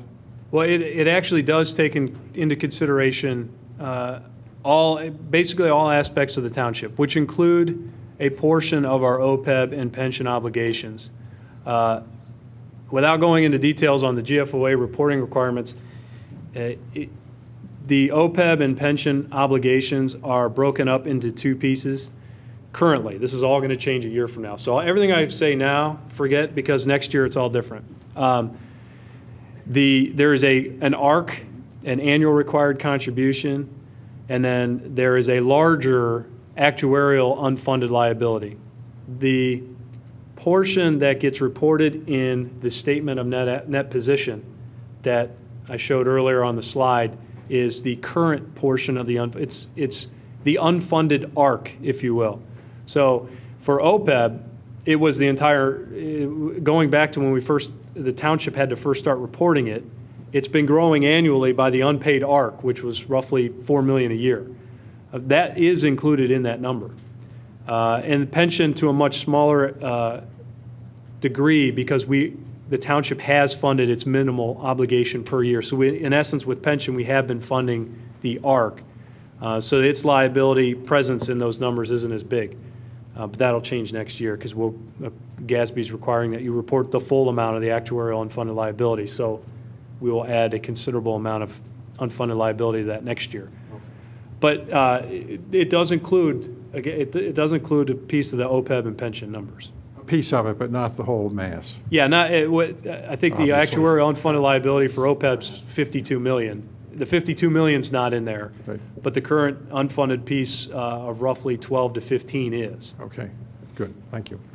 Can I just emphasize that a few years back, we were all struggling as a township, and we were not able to fully fund as we needed to. But we did meet the requirements of the law at the time for pension.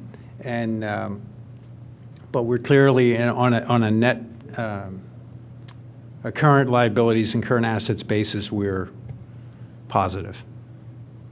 Yeah, well, That's again, right. enjoy it while it lasts, because next year that will not be I the case. understand. No, yeah. But It's- more important than the specific numbers themselves, again, is the execution of taking assets that we're realizing and putting them aside to start to fund the obligations that we know exist. I think that's the message I was trying to portray in there, more than the $2,899,000. It's not the numbers themselves, but the execution.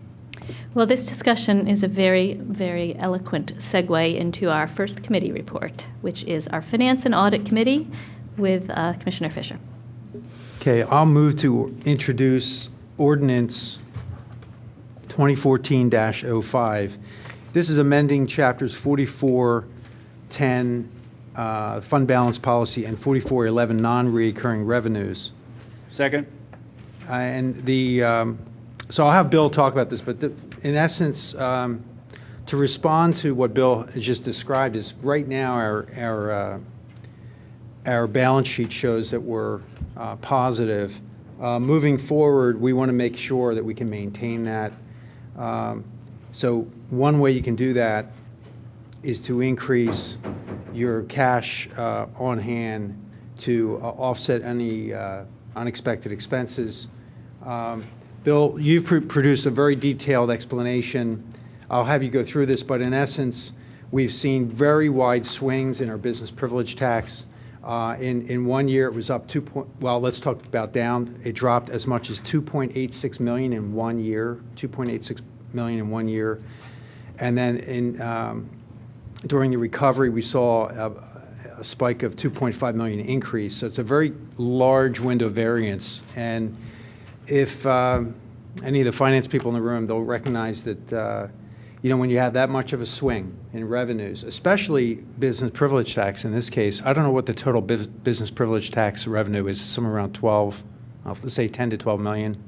Well, when you include the audits, yes. The regular is closer to, it's jumped to 8 million now, but just a few years ago it was only 6. So these swings are significant, almost 3 million out of 8 million, So if you're having swings that wild, the only thing you can do in terms of managing cash flow and bringing stability is to carry more cash on hand and to hold more in reserve, because we cannot control, nor do we predict when that happens.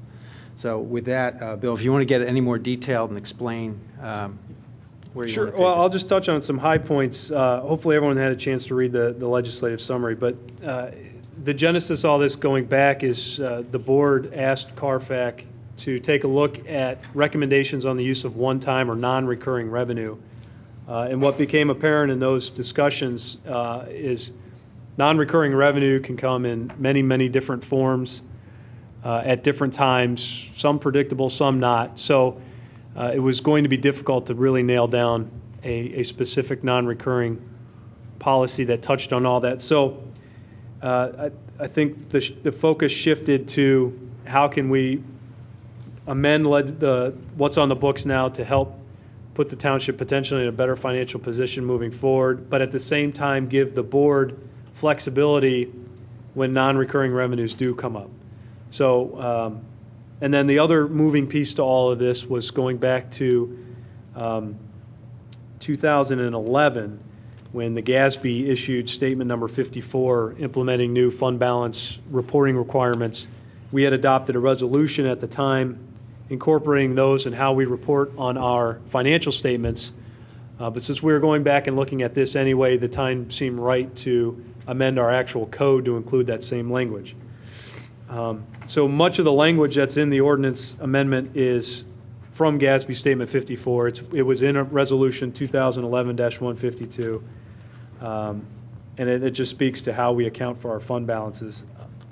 More specific to putting the township in a better position and giving the board flexibility, touches on the point that Commissioner Fisher just stated, is it's become evident over the last few years that the business privilege tax, or the Act 511 tax group in general, which includes not just the business privilege, but the mercantile, the realty transfer, and to a lesser extent the local services, which all the employees, not the employers, are responsible for paying. It's taking a larger and larger, it's making up a larger and larger piece of our revenue pie. And being that it is the most volatile revenue that we have, and something that in any given year is very, very subject to economic swings, that it seems to make sense at times like this, when revenues are more abundant, to take those revenues and put them away into a larger reserve to help offset for the day when it comes, not if it comes, but when it comes, when those back up on us. So the idea being, and where we ultimately came to, is if we have non-recurring revenues, we take the first bite of that and put it towards a larger budget stabilization set aside, up to 25% of general fund expenditures, which, if you go back to the same swings that we saw during the recession, that could buy the township a year toward a recovery without having to eat into our 15% target fund balance. And why that's important is, according to the fund balance policy, the moment you dip into the 15%, we as a township have to start coming up with a plan on how to replenish that, which goes back to the formula of higher revenues, lower expenses, or a combination of both. So by taking the revenues that may be available now when times are good and setting those aside, it's going to help future boards prolong that decision. It's not a solution. If there's a long-term, if a recession is long-term, this will just help buy time.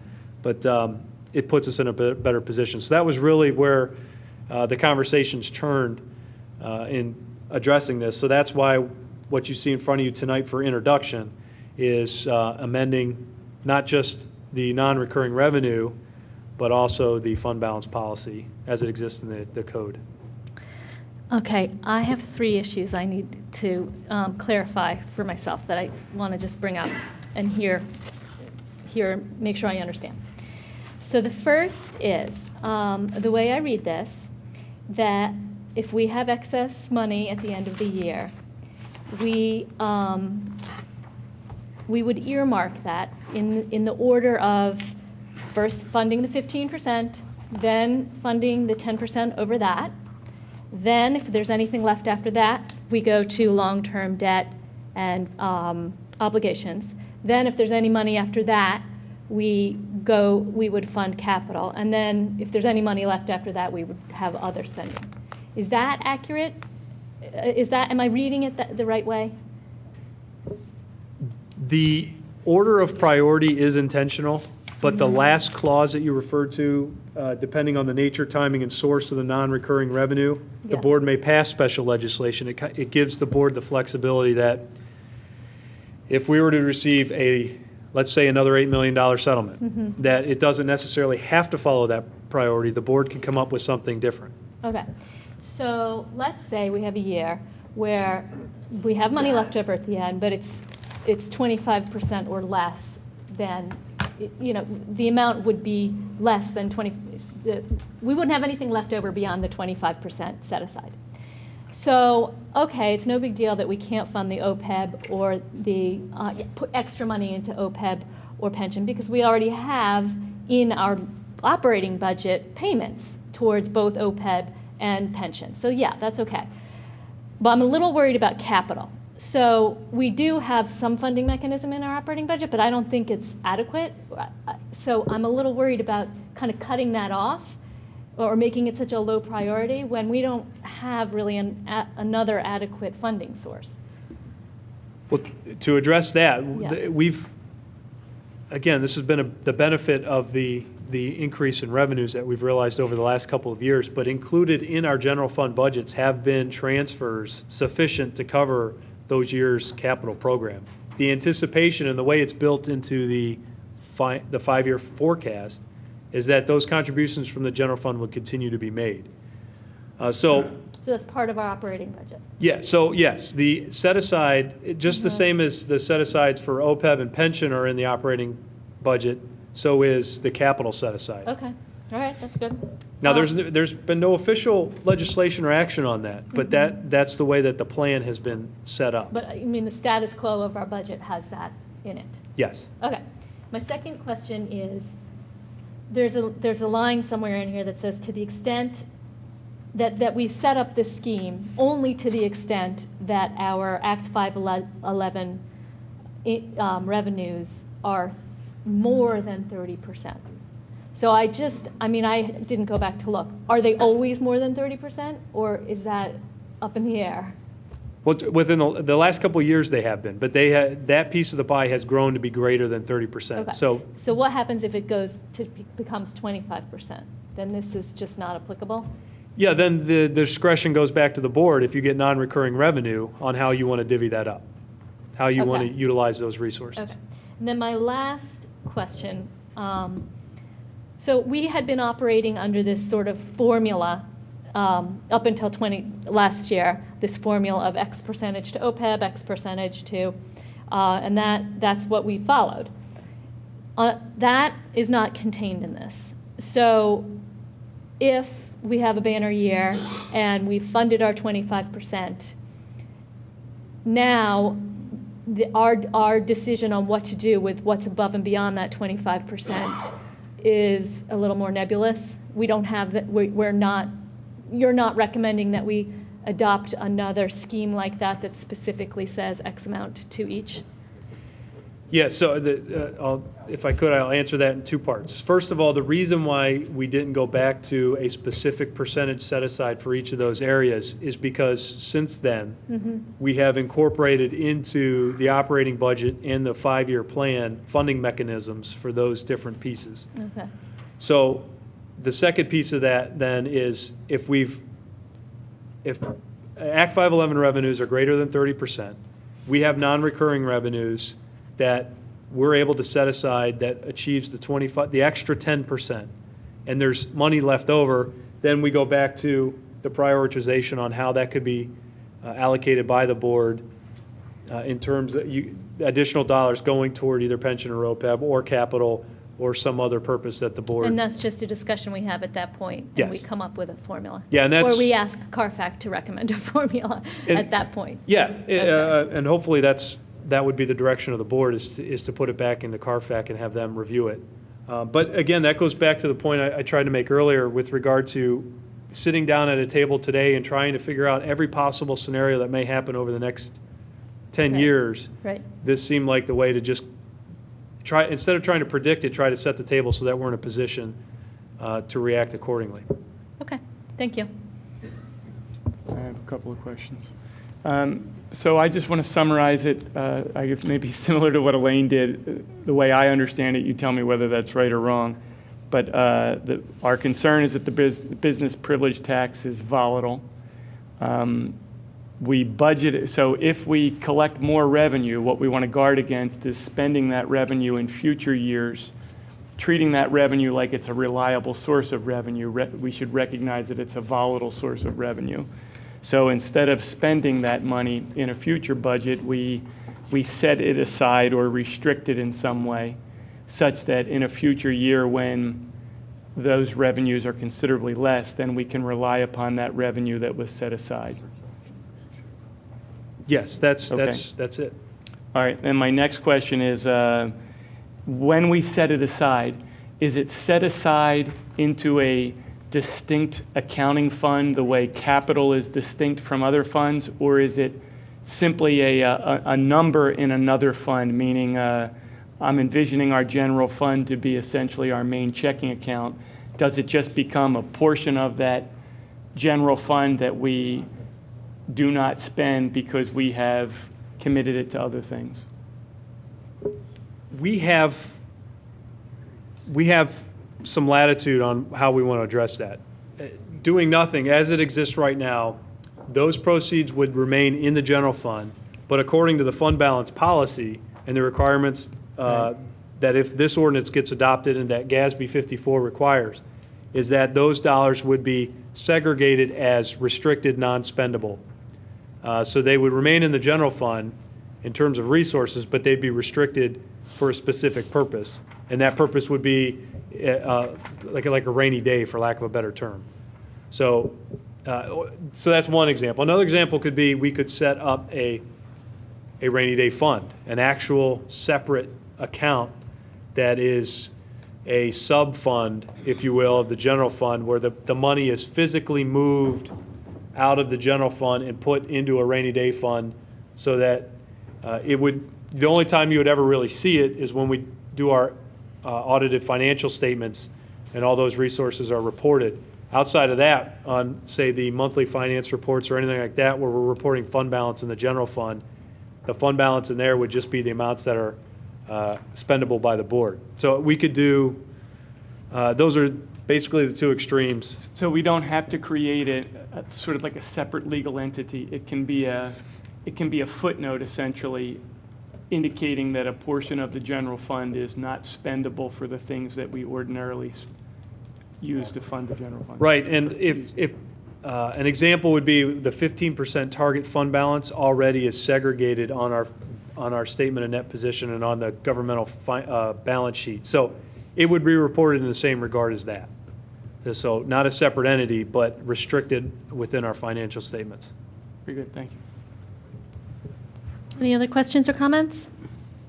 All right, is there, One thing, this is going to be a resolution, and it is defined as it will be called the Governmental Accounting Standards Board Statement 54 for Radnor Township. So what is the legal force of this, John? Is this going to ordinance, or is this? It's an ordinance. I introduced it as an ordinance. Yeah, it'll amend your existing Chapter 44, those sections that are on the books. This amends that. This will be advertised, and it'll come back at your June 9th meeting for adoption. And what would be the consequences if it wasn't followed? Would that give rise to an action that someone could bring from the public against the board, or how would that work? Well, this is basically sets up an internal financial policy and balance policy. There's no monetary penalties in this ordinance, but if some future board ignored this without changing it, the public would have some kind of a cause of action, a mandamus action or something to force them to comply with the ordinance. Wouldn't it provide us more flexibility just to have this as a policy rather than as a part of our adopting it as an ordinance?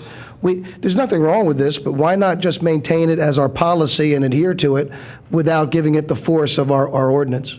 John, can I just say something? So we have an administrative code that is actually the formal policies of the township and the Board of Commissioners. And in absence of putting it in there, it just becomes a resolution that could be buried in the, and no offense to the secretary, but in the secretary's files. But the point is, once it's an ordinance and once it's in the administrative code section, it carries the same weight as the charter, and it's public. It's very easy to find. It's on the web. It's in our code book. I think it's very important that it's done this way, because if you don't do it this way, then any board can just stray from it, and most people won't know if we're straying from it because they won't know it exists. The other thing I want to, well, I'll let you finish, and I'll make another comment. We agree. We understand each other. My viewpoint is why I would rather prefer to give the board the extra latitude not to be bound by this, but certainly the intent would be to follow it. Well, Right. you don't advertise resolutions, though. So what John is saying is you adopt this by resolution, June 9th, a resolution appears on the agenda, and the board changes it. There's no advertisement in the newspaper. It could be changed from meeting to meeting. The discussion, and this is already on the books. This is a revision of what you already have. So if you want to do this, you're going to have to do it by ordinance unless you take out the whole chapter 44 and re-adopt it as a resolution. Well, no. What this is giving us is a priority waterfall, Correct. which is a good idea, okay? But the point is, we can follow that without changing what we have on the books and making that additional. So, and what John's point is, so no, don't say I don't, Rich, let me explain it to you. I understand. John's point is, this is a good idea. We want to be bound. And so I look at it differently, that's all. And that just my second comment, two comments actually. One is I said a few minutes ago that what we saw in this presentation was execution. Execution comes from setting policies by ordinance. When we passed the fund balance policy and the non-recurring revenues ordinance, we basically said this is a policy that we want the township to operate under a long period of time. Not just for this board, but any future board. We'd like them to have to really think deep before they change it. So they'd have to introduce it as a change, advertise it, and then they'd have to vote in public. The other comment I want to make is that I believe the auditors are familiar with our administrative code. And if they see us doing something that's outside of the administrative code, they will bring that up as an exception on the audit. And that's to answer your question. What happens if we violate it? Well, no, we don't go. No one gets in trouble. But the point is, the auditors may bring it to us and say, "Look, you're not following your fund balance policy," and it says that you have this policy in your administrative code. So I think it's very helpful. It holds us accountable. Okay, is there any other comment from staff or from BOC? Is there any public comment on the introduction of this ordinance? I'll go ahead and call the vote. All those in favor say aye. Aye. Any opposed? It passes 7 to nothing. Oh, I'm sorry. It passes 6 to 1 with Commissioner Booker declining. I'm going to go ahead and call a 5-minute break before we go to the next committee report. So everyone report back at 1:15.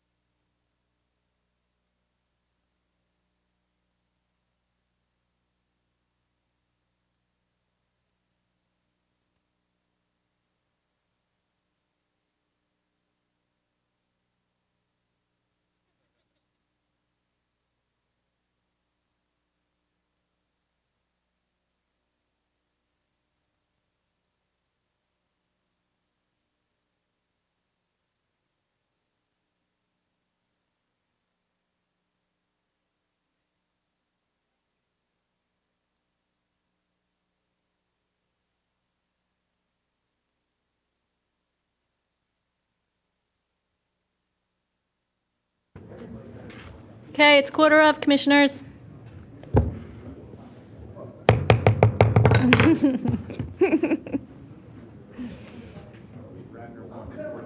I know, I got it. Thanks.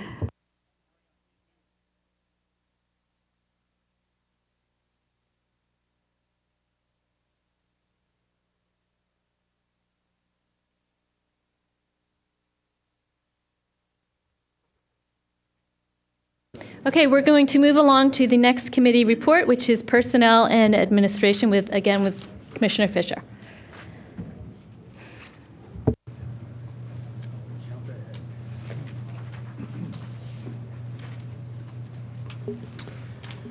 I will move Resolution 2014-48.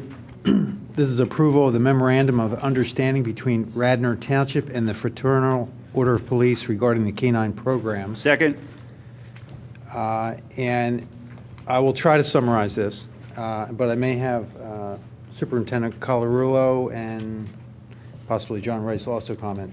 In essence, we've added a K-9 capability, and our collective bargaining agreement did not have any mention of that.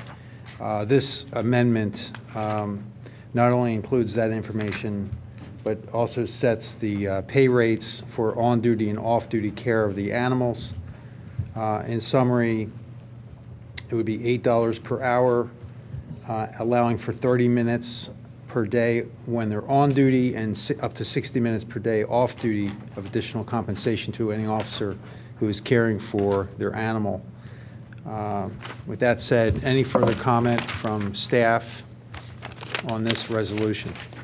Commissioner, the only thing I'd like to just remind everyone is this will be paid out of the donations that were funded for the program. Thank you for clarifying that. I would support it either way, but to me, it's well worth it. I have no further comment at this time. Any other commissioner comment?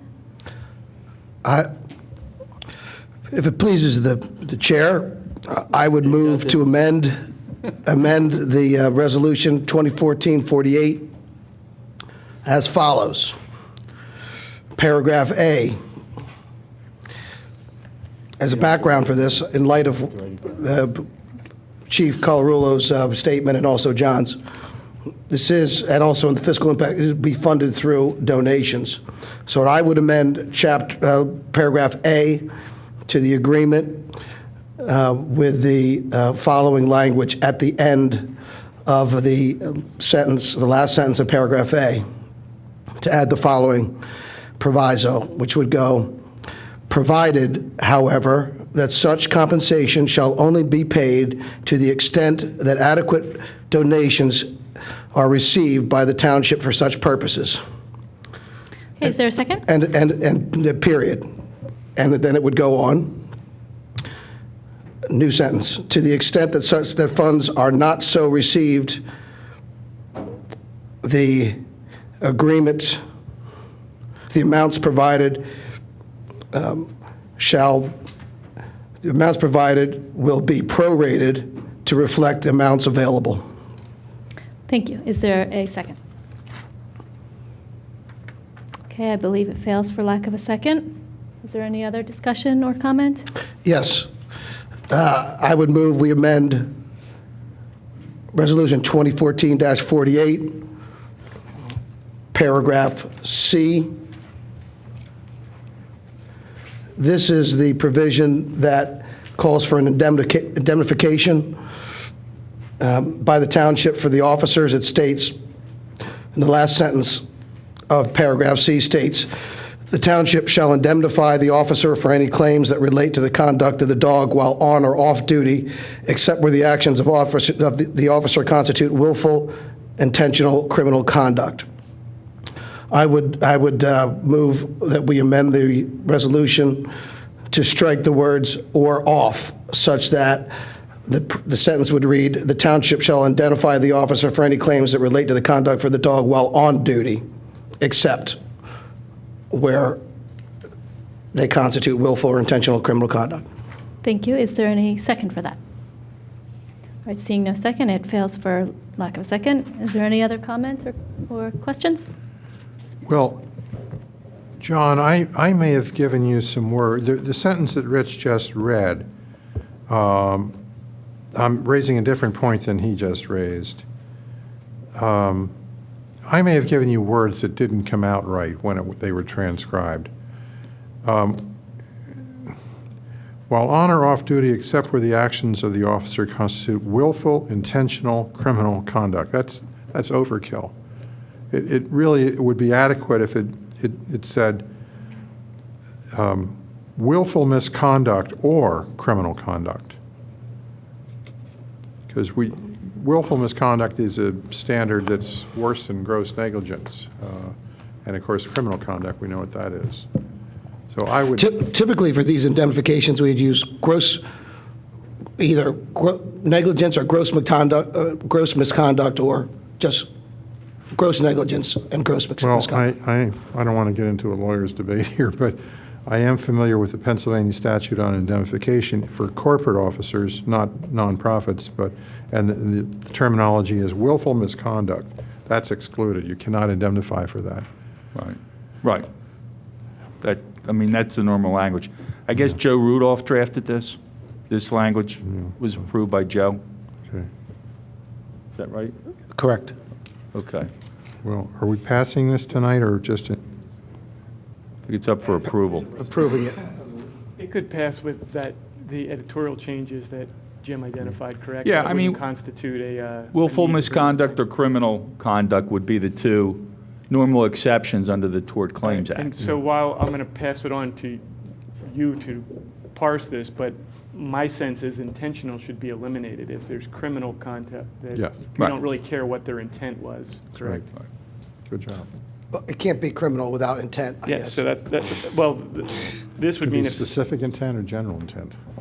All right, so So I will move to amend, this is paragraph C. I will strike the very last 4 words that say willful intentional criminal conduct, and I will replace that with willful misconduct or criminal conduct. Second. All right, any discussion or comment on the amendment? Any staff comment? I agree with the amendment, except for I still think it's too much of a indemnification. It's a big insurance policy the township's writing. I think that there should be, it's too broad. It's a fair concern, I do hear it. It's just that I think we have to protect the officer in that case, meaning the officer is taking responsibility for the dog, and in my opinion, we have to protect the officer. It's the same thing that Wall Street executives, directors and officers get. They get a full indemnification except for criminal and willful misconduct. Okay, any other comment on the I don't know if amendment? that's true or what that. Any what they staff get. comment Read on the the amendment? statute. Any public comment on the amendment? I'm going to call the vote on the amendment. All those in favor say aye. Aye. It passes 7-0 now. As to the underlying resolution, any other comment from the board, staff, or public? All those in favor say aye. Aye. Any opposed? Passes 6-1 with Commissioner Booker opposing.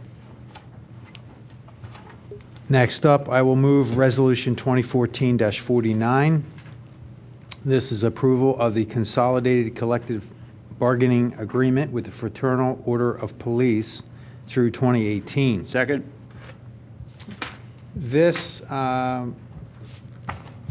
is essentially, sorry? Well, it's actually a wrap-up of all of the existing conditions that have been approved by the FOP and the Township through 2018. And as I read, Bill White, I think I'm going to have Bill White comment on this just to make sure I don't mix up any of the details, but in essence, we're putting in writing all the existing terms and conditions that have been agreed upon between FOP and the Township. Bill, do you want to make any comment on this? No, that was Is that an good enough? accurate summary. Oh, yes. there we go.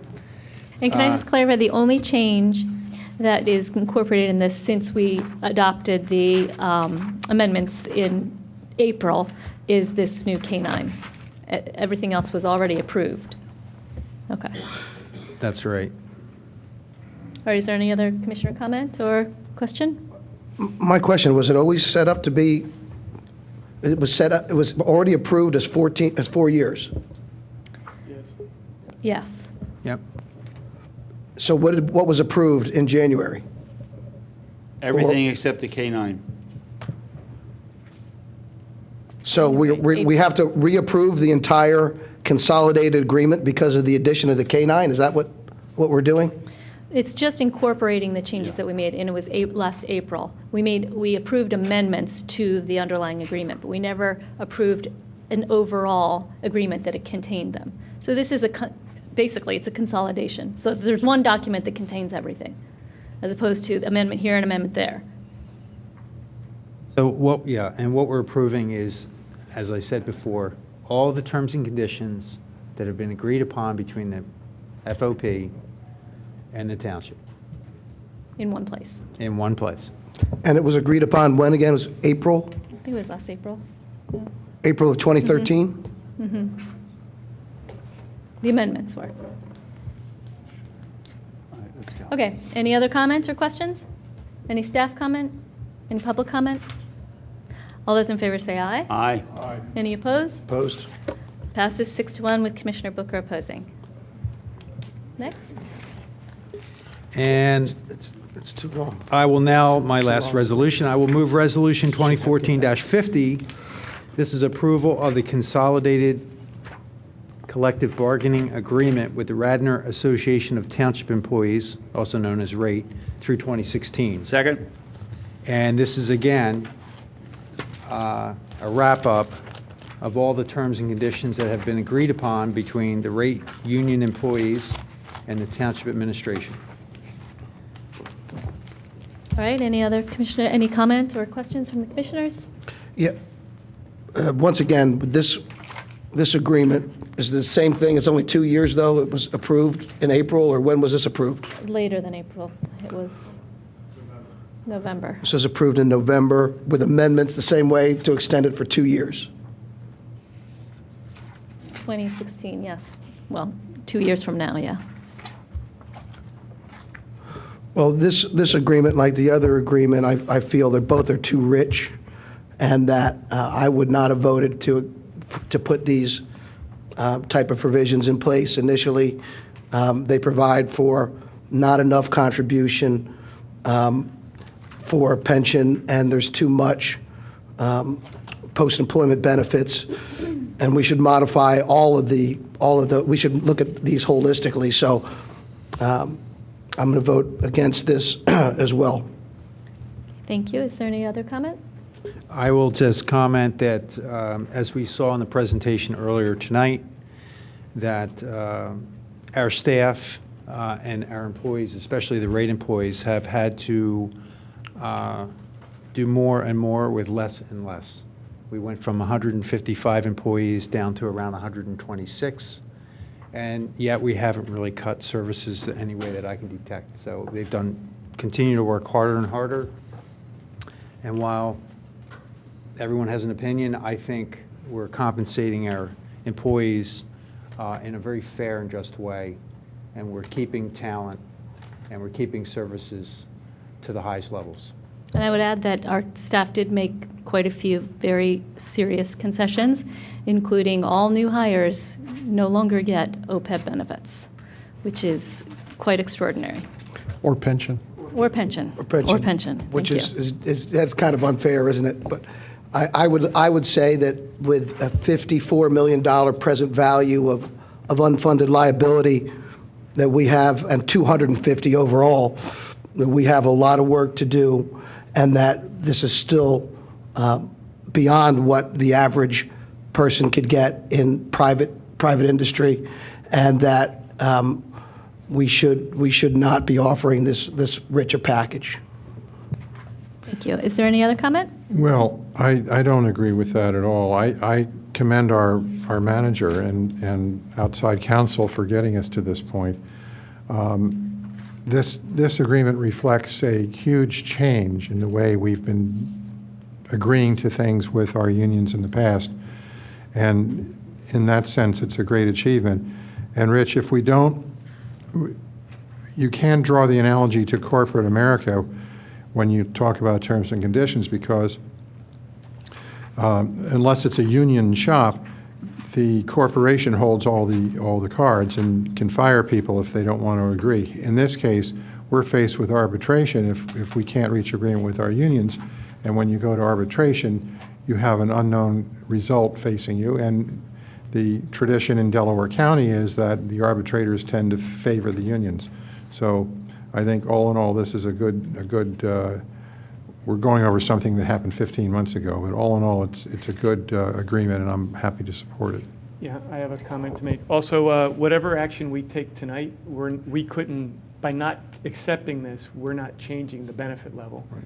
These are benefit levels that, for better or for worse, we agreed to these in the 2 previous contracts. So the way this discussion went, it almost created the impression that what we're passing tonight was the result of the negotiation, and that's not accurate. This is an administrative measure that is the result of the previous 2 negotiations. That's a good point. Thank you. It's quite right. This was all voted on before I was in office, and I had no part in it. Okay, any other comments? Sure, Madam President, if I may. One is I'd just like to recognize the rate union, the representatives there that negotiated on behalf of this. It was not easy for them. They've probably seen the biggest hit in reduction of staff, and they've continued to provide outstanding services here to this township. With CARFAC, with the report that Bill spoke about before, with Joe Rudolph, our legal counsel, who did an exceptional job, I think, advising us on what could win and what we couldn't be successful with. I think this speaks volumes, again, for the employees of the rate union, looking at the bigger picture. But again, their commitment to this community, I think, is outstanding. And again, I think some significant improvements were made in these contracts to start addressing a lot of these long-term issues. Thank you. All right, any public comments on this? I'm going to go ahead and call the vote. All those in favor say aye. Aye. Any opposed? It passes 6-1 with Commissioner Booker opposing. And we now move on to the committee report for Public Works and Engineering. There's one matter with Commissioner tonight, Higgins. thank you, Elaine. Tonight we have adoption of an amendment to Chapter 245 of our general legislation, which is stormwater management. We're going to amend certain provisions regarding purpose of the ordinance, groundwater recharge, and existing conditions concerning calculation methodology. We did have this in front of us about a month ago, as I remember, Steve and Roger. So can you comment on the Why don't you move it and I'll purpose? second it first. Okay, so I move the passage of this. Second? I'll just kick it off real quickly, Commissioner Higgins, thank you. So we brought this to the board about a month ago, and the board requested that we send this to the Delaware County Planning Commission, which we did, our own Radnor Township Planning Commission, and I also received comments, requested comments from the Stormwater Management Advisory Committee. All those are attached along with the proposed amendment, and with that, I will pass it on to Roger Phillips. As it was presented before, and as Commissioner Higgins indicated, there were 2 sections specifically that were being recommended for revision. The first being the groundwater recharge section, which was 245.22, which amended the way that the groundwater recharge was actually calculated and implemented. And the second major recommendation was for 245.26, where for any redeveloped properties, it would take the existing condition of the property back to a meadow condition, as opposed to being able to use the existing impervious on that site for your pre-development calculations. And I'd be happy to answer any direct questions that you have. The Delaware County Planning Commission had a memorandum, or has a memorandum in the file here, and they were picking apart the wording. Did you accommodate their request, or did you find that they were not valid? This is on the question of maximum equivalent infiltration amount in inches. That comment there, and I indicated that in my cover memo, that was addressed subsequent to them being sent to that, we picked that up in our subsequent reviews from when you saw it the first time. And all that was that was a word that was left in inadvertently on the first verse. So the ordinance we have tonight, the draft, has taken into account their comments. For that one specific comment about the impervious Okay. surface and the calculation, yes. Right, thank you. So I want to just clarify for the benefit of anybody who's watching this and for myself what we're doing here. We have a stormwater management ordinance, and it's very encompassing. And we have consensus that we need to update it. It's very complicated, and that's a long process. I think we've discussed it's about a year-long process. We have started that process. We are going to do a complete overhaul of our stormwater management ordinance. But in the meantime, in the upcoming year, there's a very real possibility we're going to be having some very significant redevelopment proposals or submissions that would not obviously fall under something that we haven't changed yet.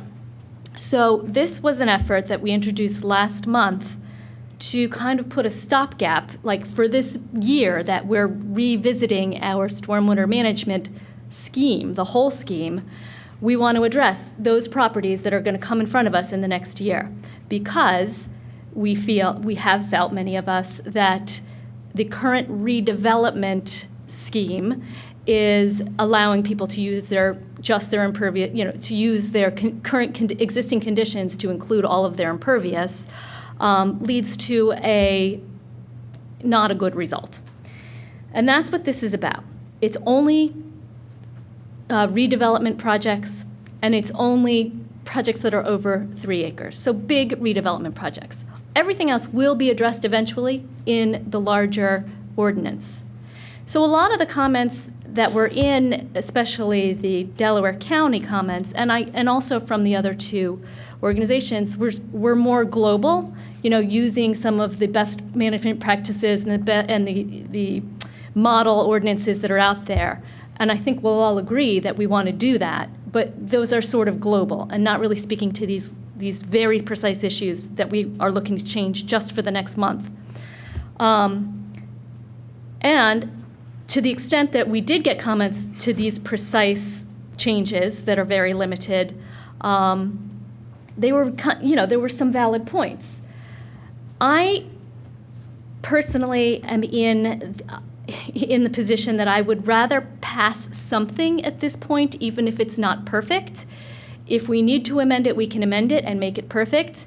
But I'd like to get something on the books that will cover incoming submissions as they come in.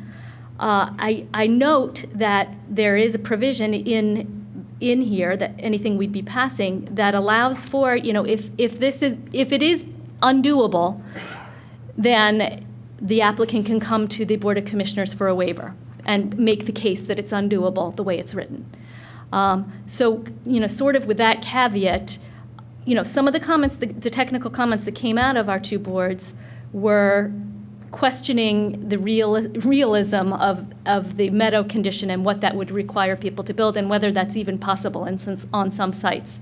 And that may be true, and it may lead to unrealistic stormwater retention systems. And if that's the case, I think this gives the applicants the invitation to come to the board and say, it doesn't work, we need a waiver for some portion of this.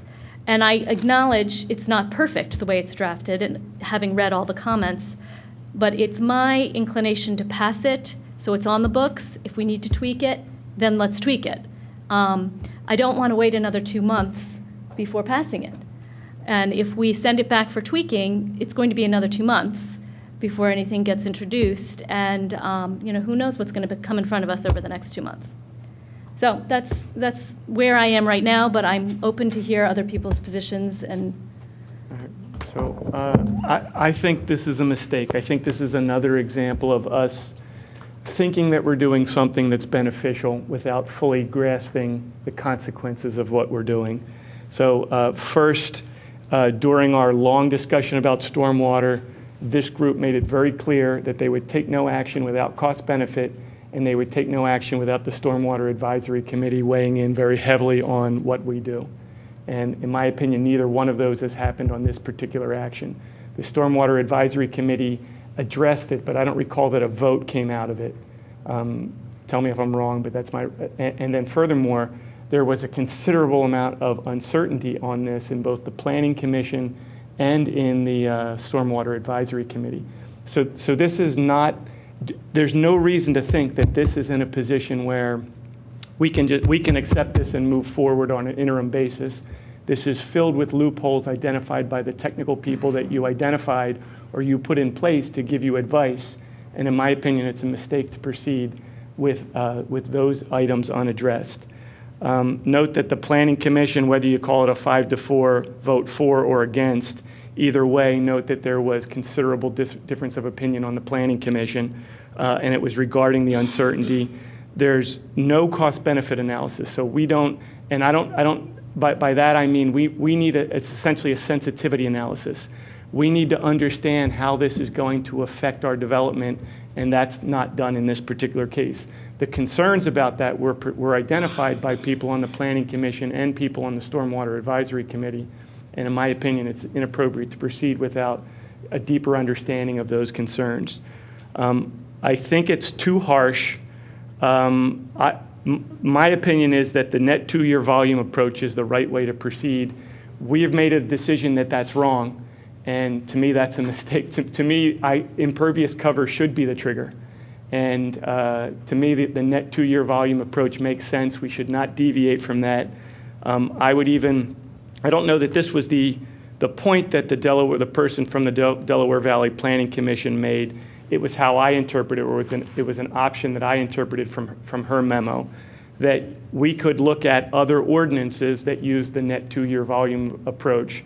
And to me, that would be better. Rather than try to tinker with ours with unknown consequences, to me, it would be better to look at the Crum Creek watershed ordinance in its entirety and see if that's a better fit. I have no idea what the differences are, but the Delaware Valley or the County Planning Commission person indicated that that was a better ordinance. I don't know the details of that. I think there's some specific tangible concerns. One is, and I might not be right on this, but somebody should give us the facts to tell us that we're not right. There's a concern that our Drossen, this would create essentially huge basins. You have 300 acres, 300 and some acres that you have to develop. You've got some kind of language that means that that has to be incorporated into recharge. To me, that's inappropriate. To me, you shouldn't have to recharge, native forest or existing meadow. But we're changing that. My sense is that's going to result in big physical infrastructure, the kind of things that you all don't want, or that most of us don't want. And so without knowing what impact that's going to have on a 300-acre site, my sense is it's premature to proceed. Again, or similarly, when we deviate from the net 2-year volume approach, what we get into is the part of the curve where we have marginal benefit but enormous cost. And this is going to have or could have a very problematic impact on economic development. We're not callous to that. You all recognize the need for that. We even, our must ordinance is largely about economic development. So particularly that concern about, infiltrating the whole site rather than the impervious cover could present enormous cost with very marginal benefits. Again, to me, impervious cover is the appropriate trigger, so I would keep the net 2-year volume approach. So in sum, certainly don't pass it tonight.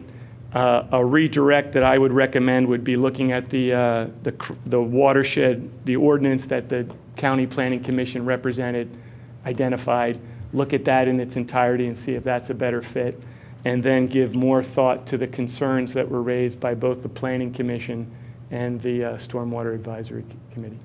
So. Don, you said something about loopholes. We're creating loopholes by making this amendment. What are you referring to? I don't remember what I said. I spoke a lot. Oh. So. Well, you did say something that's yes, not accurate. You said that our Drossen is 300 acres. it's 147. There's 212 there. We Very bought good. 71, so that leaves But it 147. It doesn't disprove my point, though, or negate my point, that essentially that having to infiltrate 147 acres could result in huge physical infrastructure, the sort of thing that you're trying to guard against. I don't understand that. They would be subdividing, and each of those houses are going to be on less than 3-acre lots. Well, that would be open for the interpretation of this. I mean, I would read this to say that if you came in with a subdivision of 147 acres, that you would have to then recharge the full site. But the And I think- individual owner is building on a 2-acre lot. Yeah, but the plan is coming in its entirety as 147 acres. I mean, that's the way we would treat that's the way the project would be treated. Don, I respect your opinion on this because of your profession. You know, so let me ask a simple question.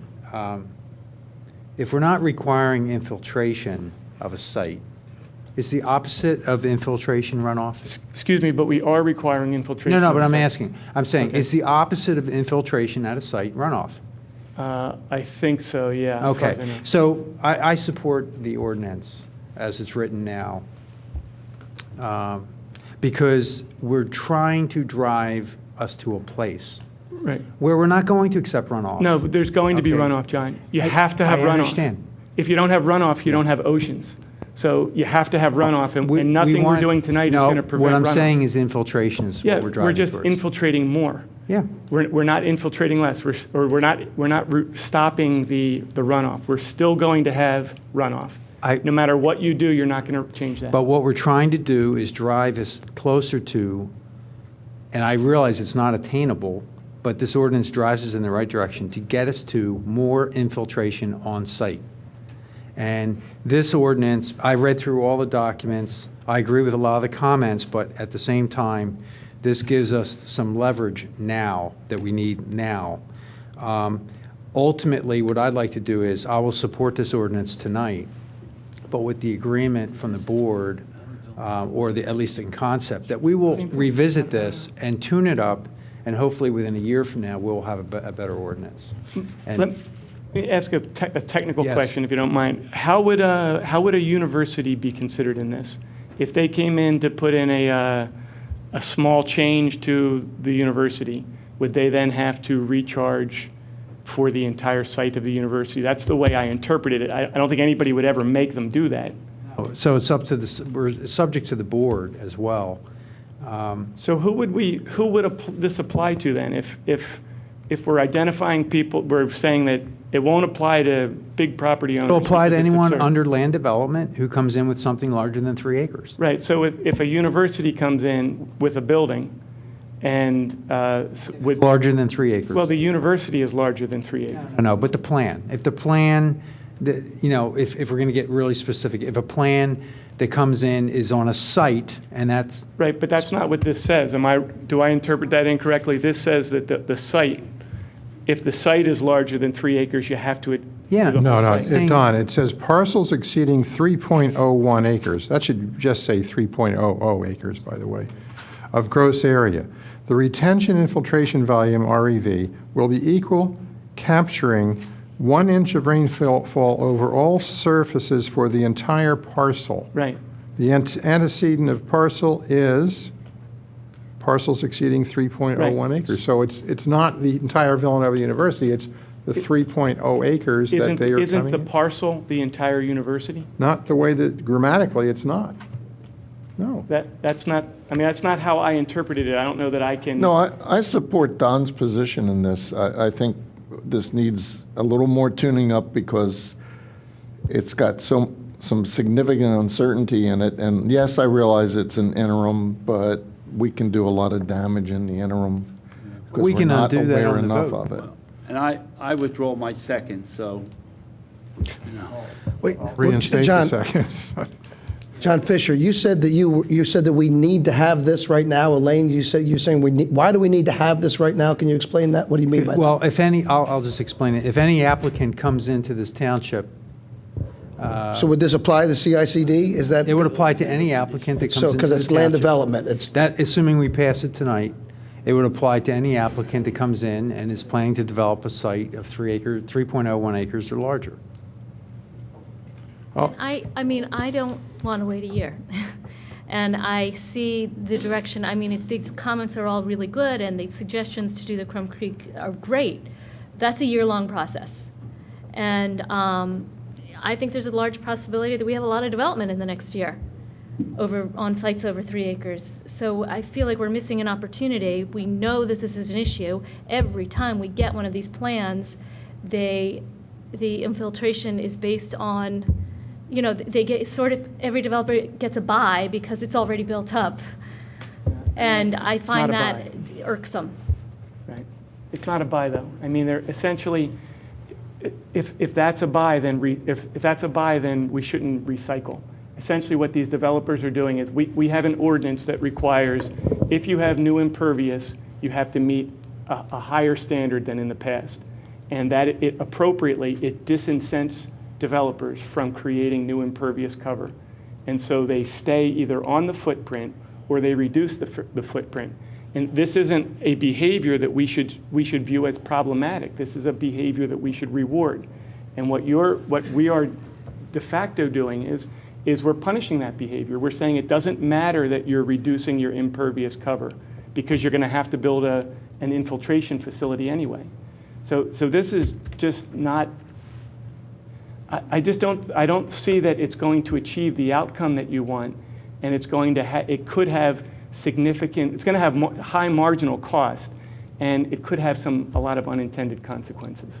Well, I mean, I recognize that, and I know, I don't know enough about the engineering of these things to foresee what some of this is going to cause. So I have to take your word for that, and I have to take the Planning Commission who spoke to this issue, their word for that too. And I worry about that.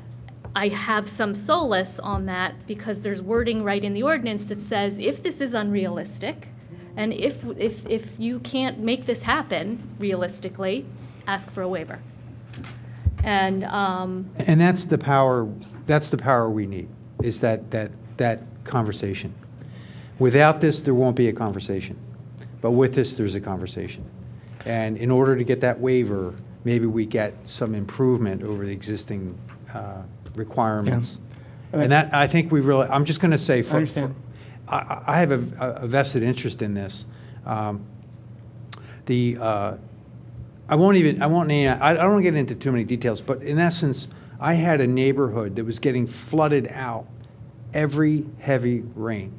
I had one neighbor's yard that it went from this little stream to a rapid running through his yard that swept away the little footbridge and a shed, and you know, this is not normal. So when you see, and in this case, the institution came to the rescue, and they installed a stormwater management system that actually remedied the problem.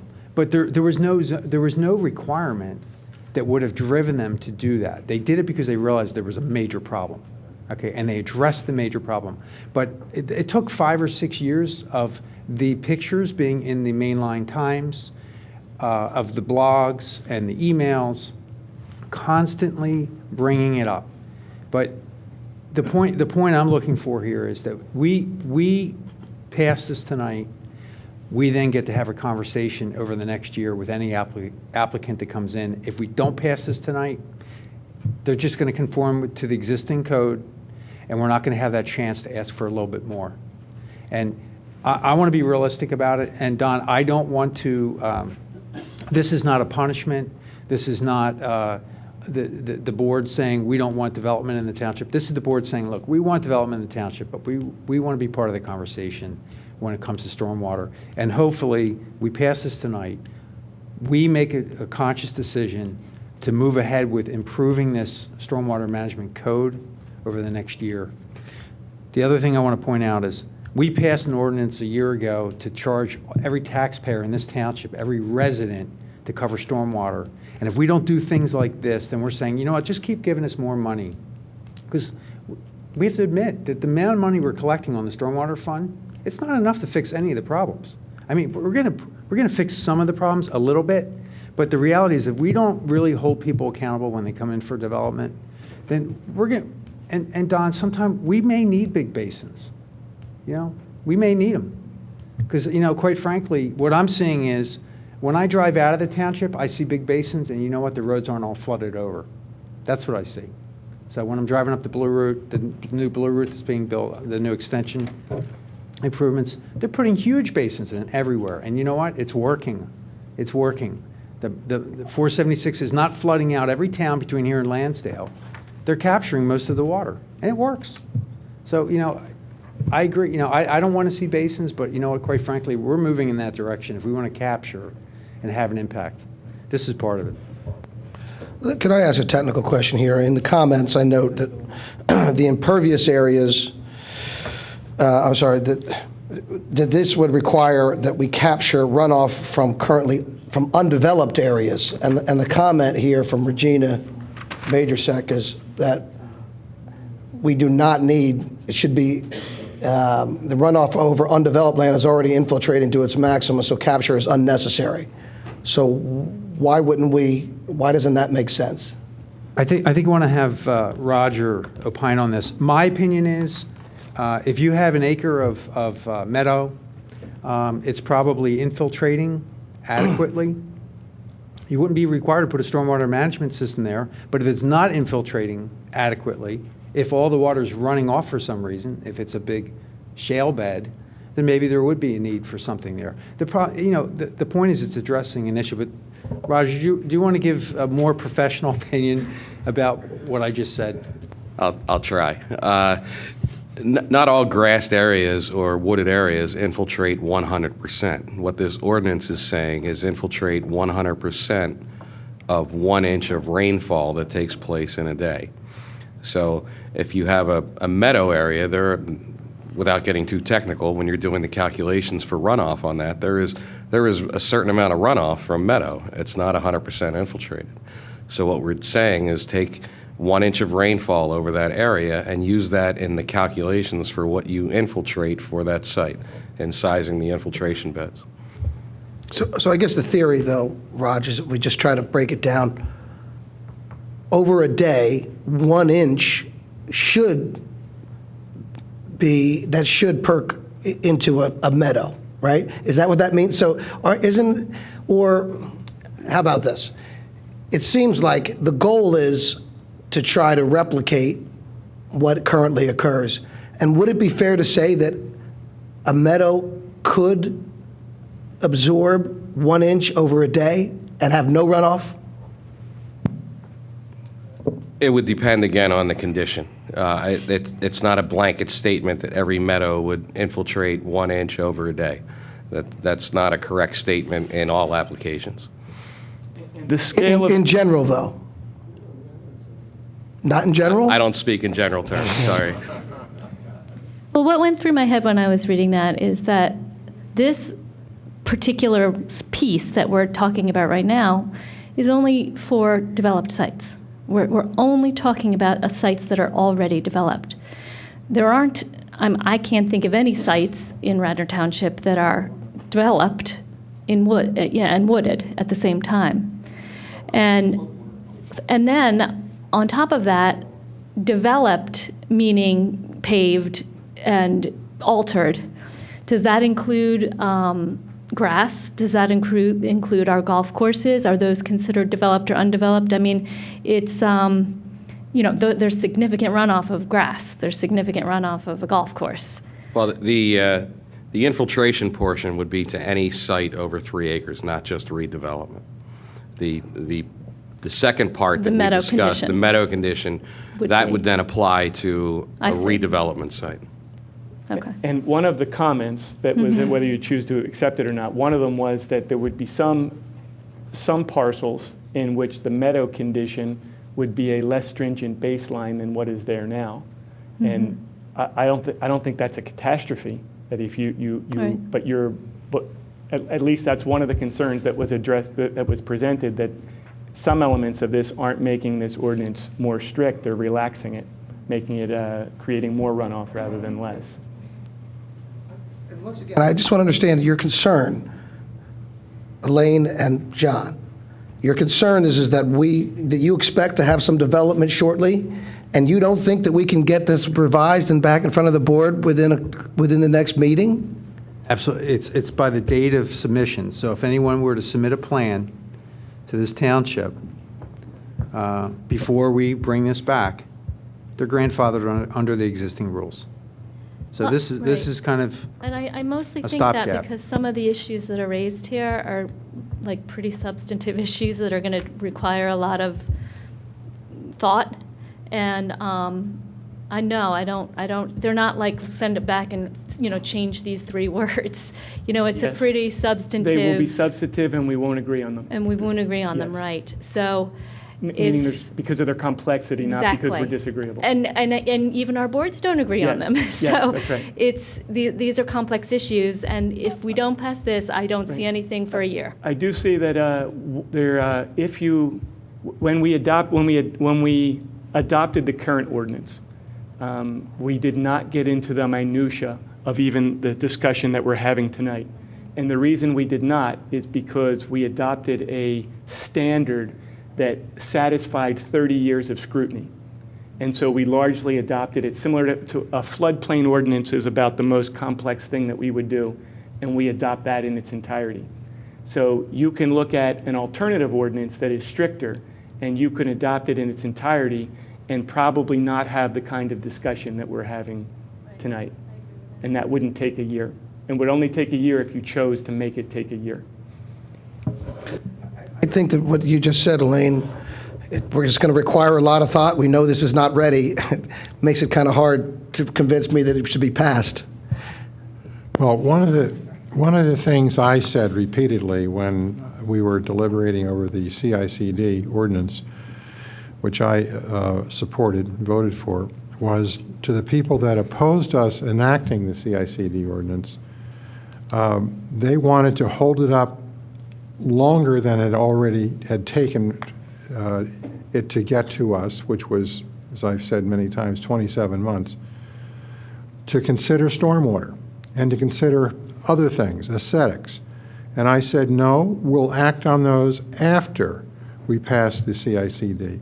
So tonight, I'm trying to live up to what I said I would do.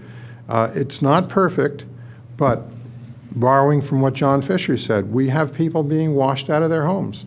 I advocate an incremental approach. A rain barrel here, a rain barrel there, a cistern here,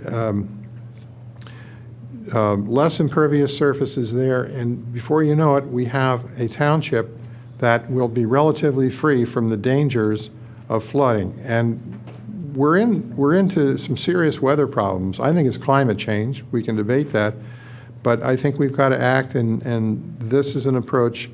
It's not perfect, but I think we need to pass it. Do we have any other comment before we go to public comment? Any staff comment? Madam Chairman, I have a question for the solicitor. Mr. Rice, if we were to, and not to go down the wormhole that Commissioner Curley has made very evident, if we were to change any of this ordinance tonight, would that have to go back out? Or, I mean, if we were to if the board saw fit to only adopt items, A and C, would this ordinance have to go out to be re-advertised, No, this amendment? if you're eliminating some part of this, you could do that, board could do that. If you're going to add something to it, And my only possible suggestion is, and I know yet there was comments in this regard, I think the first portion, utilizing green infrastructure, I think everybody concurs with. It's a general statement. The groundwater recharge is where it seems is the most consternation regarding the ordinance, and rightfully so. And I think Commissioner Curley has brought up a lot of good points. Also knowing that there is development coming down the line, my thought would be and this is just a suggestion and perhaps for discussion, is we keep the first part regarding the utilization of green infrastructure, omit the groundwater recharge, and keep the calculation methodology at Meadow. And the reason I bring this up, and I know one of the comments had said, conceivably this could work against us, but I think in most cases it would not. Because if we were looking at a site that was to be redeveloped, so a portion of it is developed, the remainder of the site would have to be woods in, very good condition. So using forest or using meadow for 100% of the site is actually done in some of our neighboring townships. It doesn't do anything for infiltration, but it does do something for rate control. So if you're looking at properties that are being redeveloped, right now, whatever is impervious on those properties sets that baseline that they take off of for the rest of their stormwater management. And in past Planning Commission meetings, I guess going back a year, I've asked some of the applicants to voluntarily go back to meadow. Some have done a portion of the site, some have said no. And I know some of the comments feel that it's too stringent, but it has been done and is done in neighboring townships. Again, noting that it's not perfect, and I think what Commissioner Curley says is true, it may be part of that stopgap measure. Steve, can I, for example, I believe Tridifrin uses the meadow standard, correct? But Tridifrin doesn't require that whole site to be used. Essentially, the going back to meadow, to me, is a small concern relative to applying that going back to meadow standard to the entire site. So I didn't run the analysis, but my gut tells me that that's where the problem comes, less in going back to meadow and more in applying it to the whole site. And am I correct in that Tridifrin doesn't require They go from the 10 to the 2. They're taking it from the 10 to the 2. But they don't require that meadow condition to become the baseline used to infiltrate the whole site. They don't use the whole site as the baseline. And that is the most problematic part to me. So to be clear, in your example, say if you had a 20-acre site and you're redeveloping 3 acres of it, your concern is that you're going back and using that whole 20 as meadow. Yes, applying that standard over the whole parcel. In fact, I mean, it's a technical, but I read this that if Villanova did a 3-acre site, the parcel would be the size of the university, and they would have to come back and infiltrate that amount over the whole university, which would be absurd, and they would have to get a waiver for that. But that's the way I interpreted it, and you can see why I interpret it problematically. The Tridifrin ordinance notes several assumptions for ground cover. And again, not to get too technical, woodland areas shall use a ground cover of woodland in good condition. There's an agricultural section, and all other portions of a site shall use ground cover of meadow in good condition, even if the area is impervious. Weighted averaging of ground cover for calculation purposes is not permitted. Right. So essentially, what that's doing is it's taking impervious cover, and it's setting that impervious cover as meadow, and then whatever the rest is, it's not applying it over. It's still, the impervious cover becomes the trigger. And that could be what we do here. And again, just for argument's sake, that could be what we do here tonight. If it doesn't have to be re-advertised, we say that the trigger is, and of course the wording is not here, that impervious in that base calculation, that impervious will be considered as meadow in good condition. Now, I don't know if we have to table it for a week and bring it back to work out that wording, or if we could just do that tonight. Again, I'm just throwing out suggestions because, and I understand wholeheartedly, and I do not disagree with Commissioner Curley and some of the comments in here. I'm just trying to find a middle ground that perhaps we could do some stopgap measure and still move forward with the rewrite, which we are going to do. And Commissioner, John Rice, if we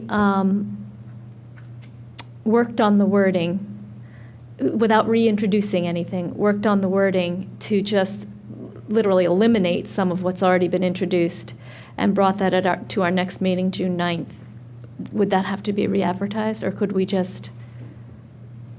I think Steve's suggestion to basically take out the whole groundwater recharge provision, leave everything else intact, that would be fine. I don't know what working on the wording means. I don't know really either what I'm talking about. But, there. I mean, his suggestion, you're taking the section out, Right. you're adopting everything else, that certainly, you could do that. But if we're now going to start Right, I see. playing with language and calculations, then I would Do you, re-advertise Steve, it. and Roger, feel that the most meaningful change in the short term is the meadow condition wording? I do, and that addresses the rate control and in turn, the runoff that you would typically see from a site that right now is uncontrolled. I concur. Well, I'm tempted to do just that, take out the very controversial, and frankly, I don't think we have a good grasp. I think we've gotten a very mixed message from all of the comments, and I don't think we have a good understanding of the ground recharge sections. So I like the suggestion of keeping the first section and the last section, Keeping section 1, Article 1. which is just the Right. descriptive. But I had trouble following all the different, but if we're going to eliminate Article 2, then there's no reason to do this. This Article 1 doesn't accomplish anything. Well, it's not right. It's a Yeah. notion. It's not, it costs us 50 cents to mail the ordinance form in, it's not worth 50 cents. That if you want to do something, real, do something real, but just passing Article 1. Oh, no. No, 1 and the last. No, it's Article And the ground. 1 and 4. 1 and 4? Yes. Well, 1, 4, 5, 5, and 6. Everything after that. Well, Right, 1, 4, 5, 6, 7. what Article we're 4 gaining is is the the meadow in good specific. condition. Could we ask for public comments while we're Sure. chewing on this? Anybody want to come up?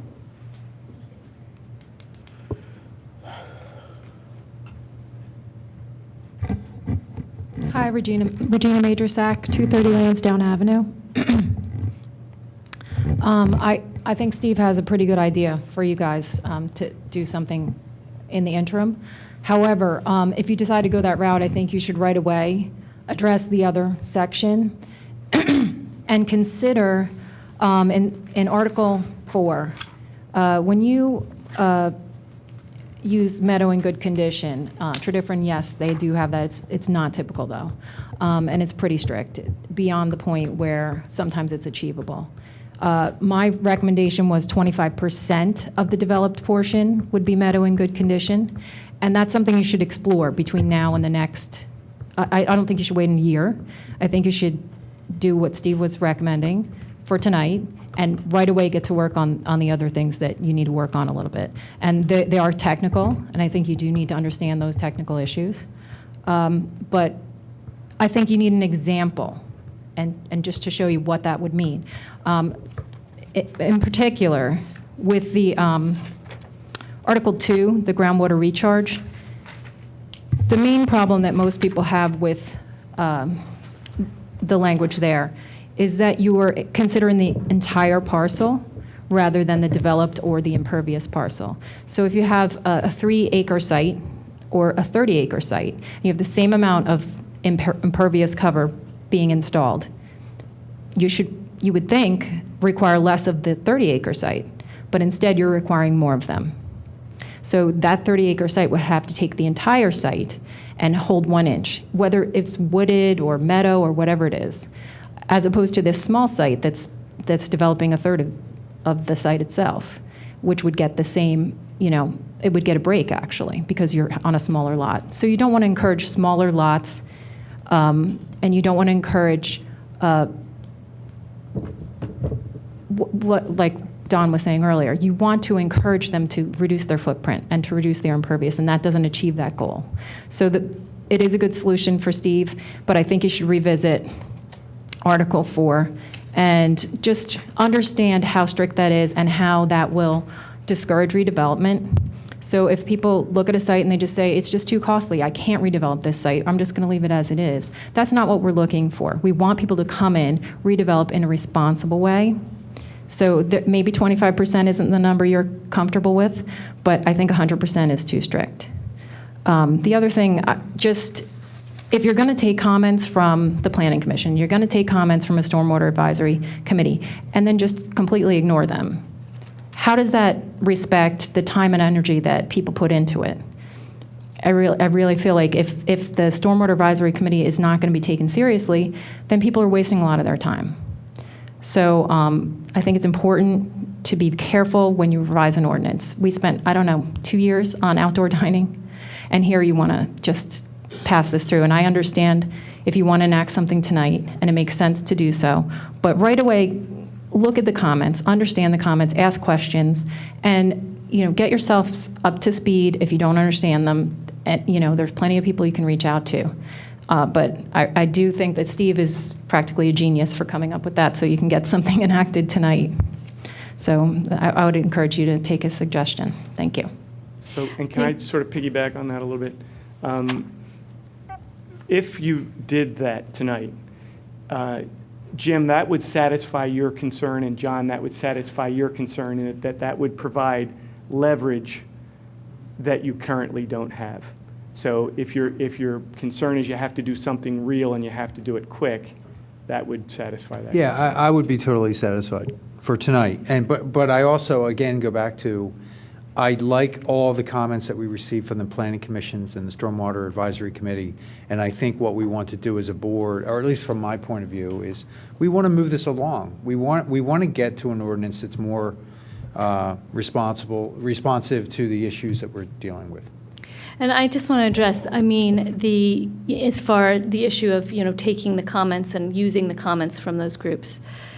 I personally feel they are immensely helpful. I watched very carefully the Planning Commission discussion on YouTube, and those comments were all over the board, really, on all different sides and all different perspectives.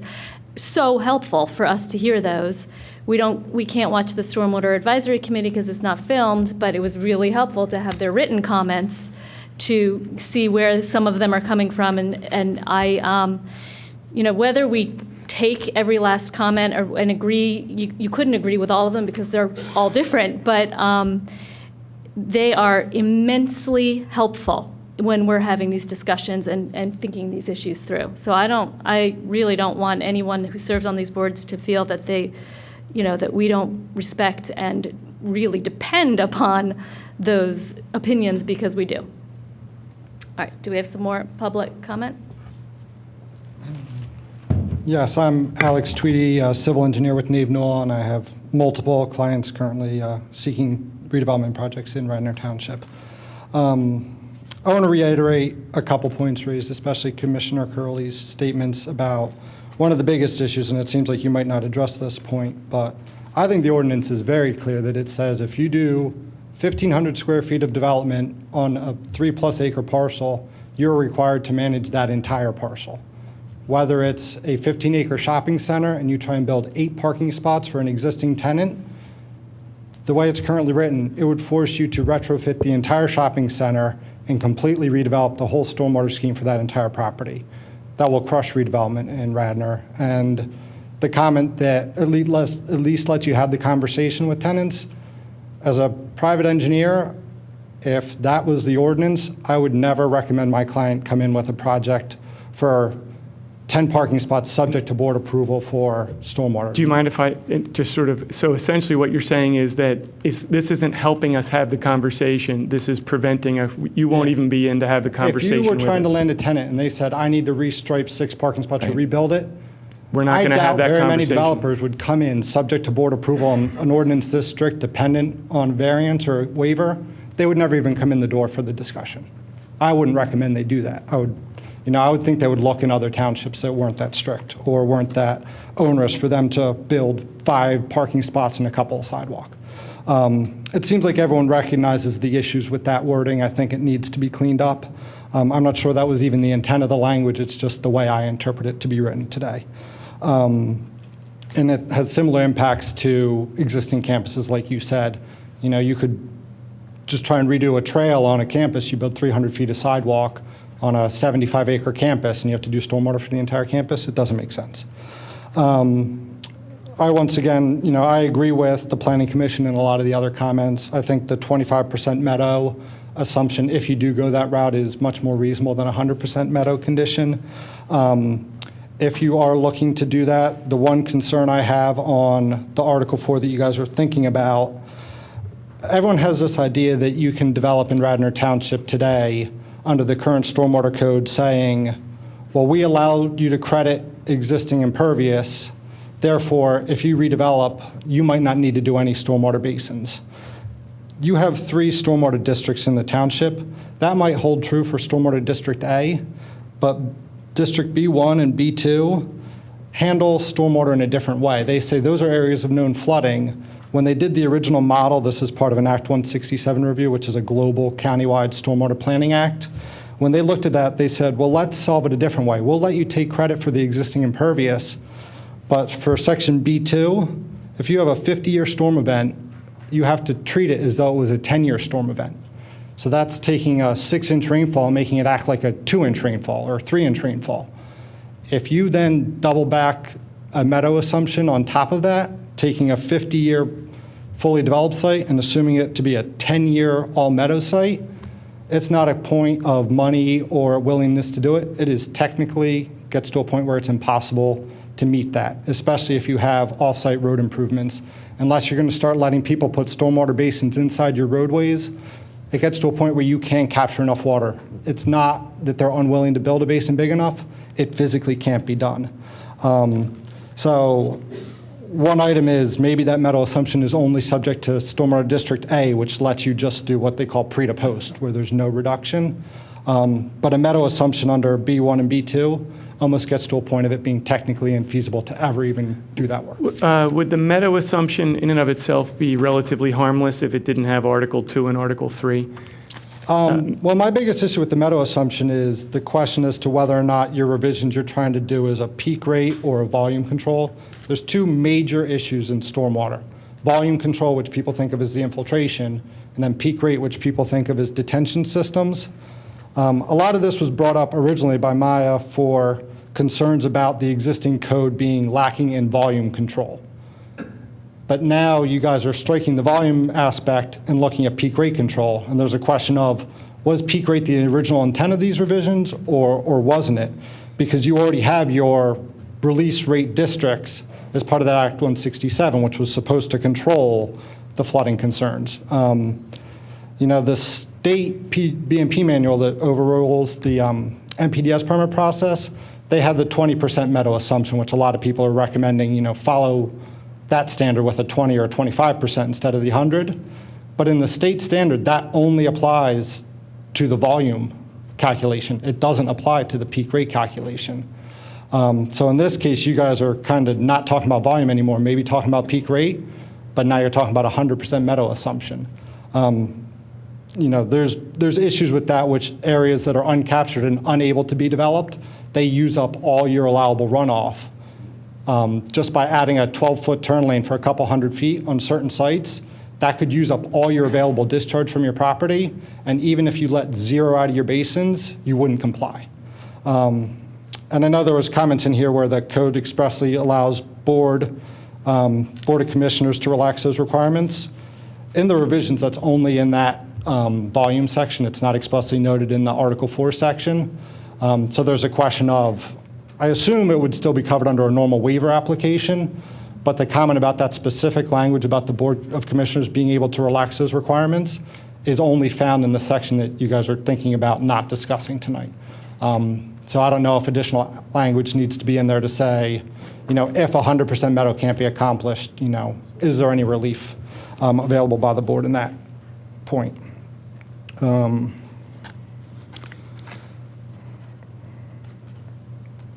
While we have this pause, I just want to point out, an applicant can always request a waiver, whether it be granted or not. And that's from any section of our code. And the language that Alex is referring to, where it says Board of Commissioners, that previous language said from the township. Right. So from And the this municipality. revision just cleared that up to say Board of Commissioners, so it was clear where they had to go. And will there ever be an opportunity?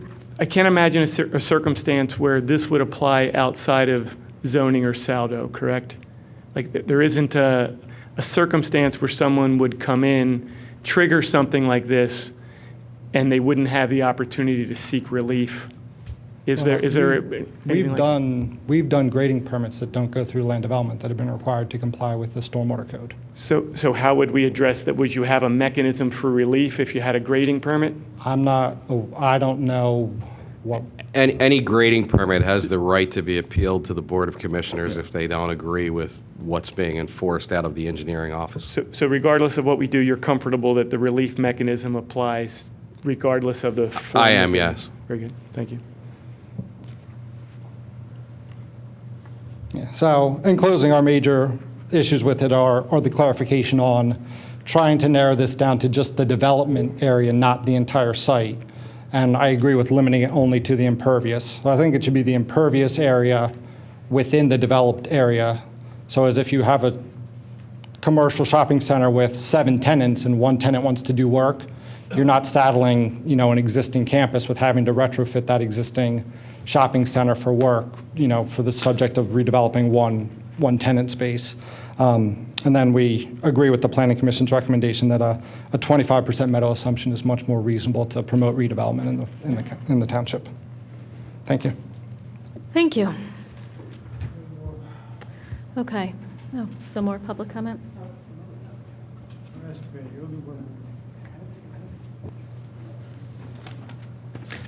Jim Schneller in St. David's, and I experienced much in the way of flooding. I wish to note that there was a 4-inch rain the other night, and there was absolutely no issue in the township. I apologize to anyone that I'm leaving out. But we have experienced 2 100, I think 100 and 200-year floods in the 4 years that led up to this. So I would hope that reason will prevail. As an introduction, second part, I wanted to note that the well-stated presentation by I think it was the chairman of the new committee, seemed to be replacing the credit incentives with just engaging the public. Well, engaging the public is great, but I think the credit incentives are a good portion of the ordinance. And it seems to me from the discussion that there are other incentives or other factors that may be arising soon. So I think why not I know you've virtually verbally stated you agree with her, but why not start now? An incentive for rain barrels is not a huge administrative project. And as Mr. Booker said, the credits for existing rain gardens and other projects are crucial to the public perception of fairness. John mentioned that possibly assessment could be a good factor for overall estimate of impervious coverage. I think that's valid. These factors aren't all really difficult to implement, and at least, as you mentioned, to get the thing started, get something moving administratively now. So the public is engaged from the beginning. If the public is thinking that it's a year off and things are just hazily happening. Excuse me, Jim. We're still talking about this particular ordinance. It sounds like your comments are the general comments at the end of the meeting. Well, I wanted to say it during this topic because you are obviously looking at the ordinance overall. So please take a look at that. Second of all, I honestly believe in the moderating result of this. It seems that Radnor could be saddled with a hugely stringent ordinance. For instance, what was said about Section 4 is very true, and it's true even the basic reason that Radnor has a lot of heavy soil. I know the entire basin that Wayne proper is built in. That was no prairie ever. That was a bog.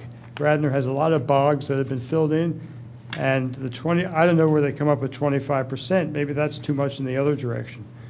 But I do feel stringent about one factor, and that is the fact that despite the fact that 2 commissions have looked at this, and we have their minutes here, and despite the fact that the County Planning Commission mentioned it, there's been no inclusion of some kind of reference to riparian requirements, because as the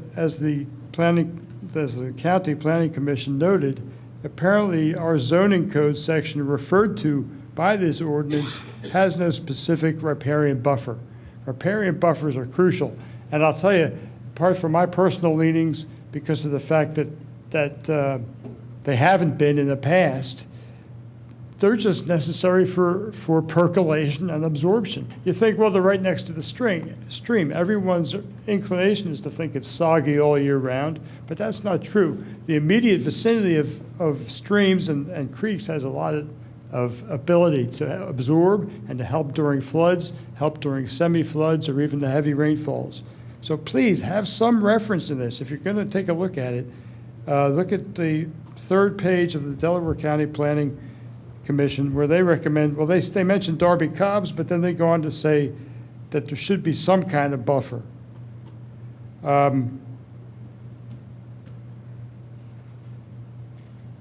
Finally, there's a policy in this township where the zoning code, once again, the zoning code, is still measuring impervious to the middle of the street. And I know that 3 acres is probably the limiter in a lot of this. Well, I think we have enough possibilities with 3 acres with a street nearby that we no longer measure the pervious coverage by way of that. I mean, you're adding from 10% to 20% of additional ground just for the sake of the calculations.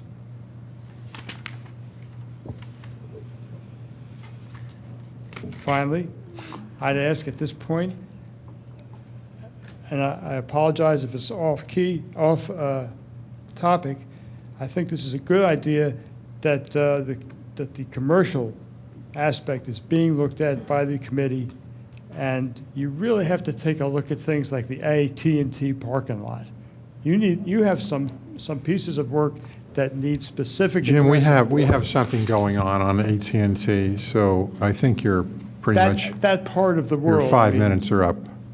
No, I think that part of the world also needs accurate Jim. We and appreciate it. particularized inclusion. Thank you. Great, thank you. All right, is there any other public comment?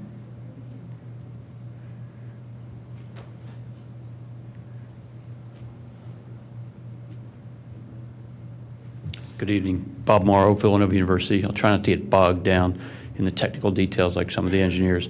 Just 2 comments. I support Commissioner Curley's comments and Commissioner Regina Major-Sack's comments on the 2 items, specifically going for 100% meadow, I think is pretty onerous. We'd much prefer the 25% meadow.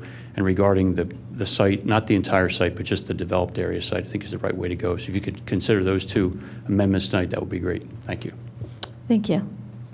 All right, so we had a motion on the floor to approve the resolution the adoption as written.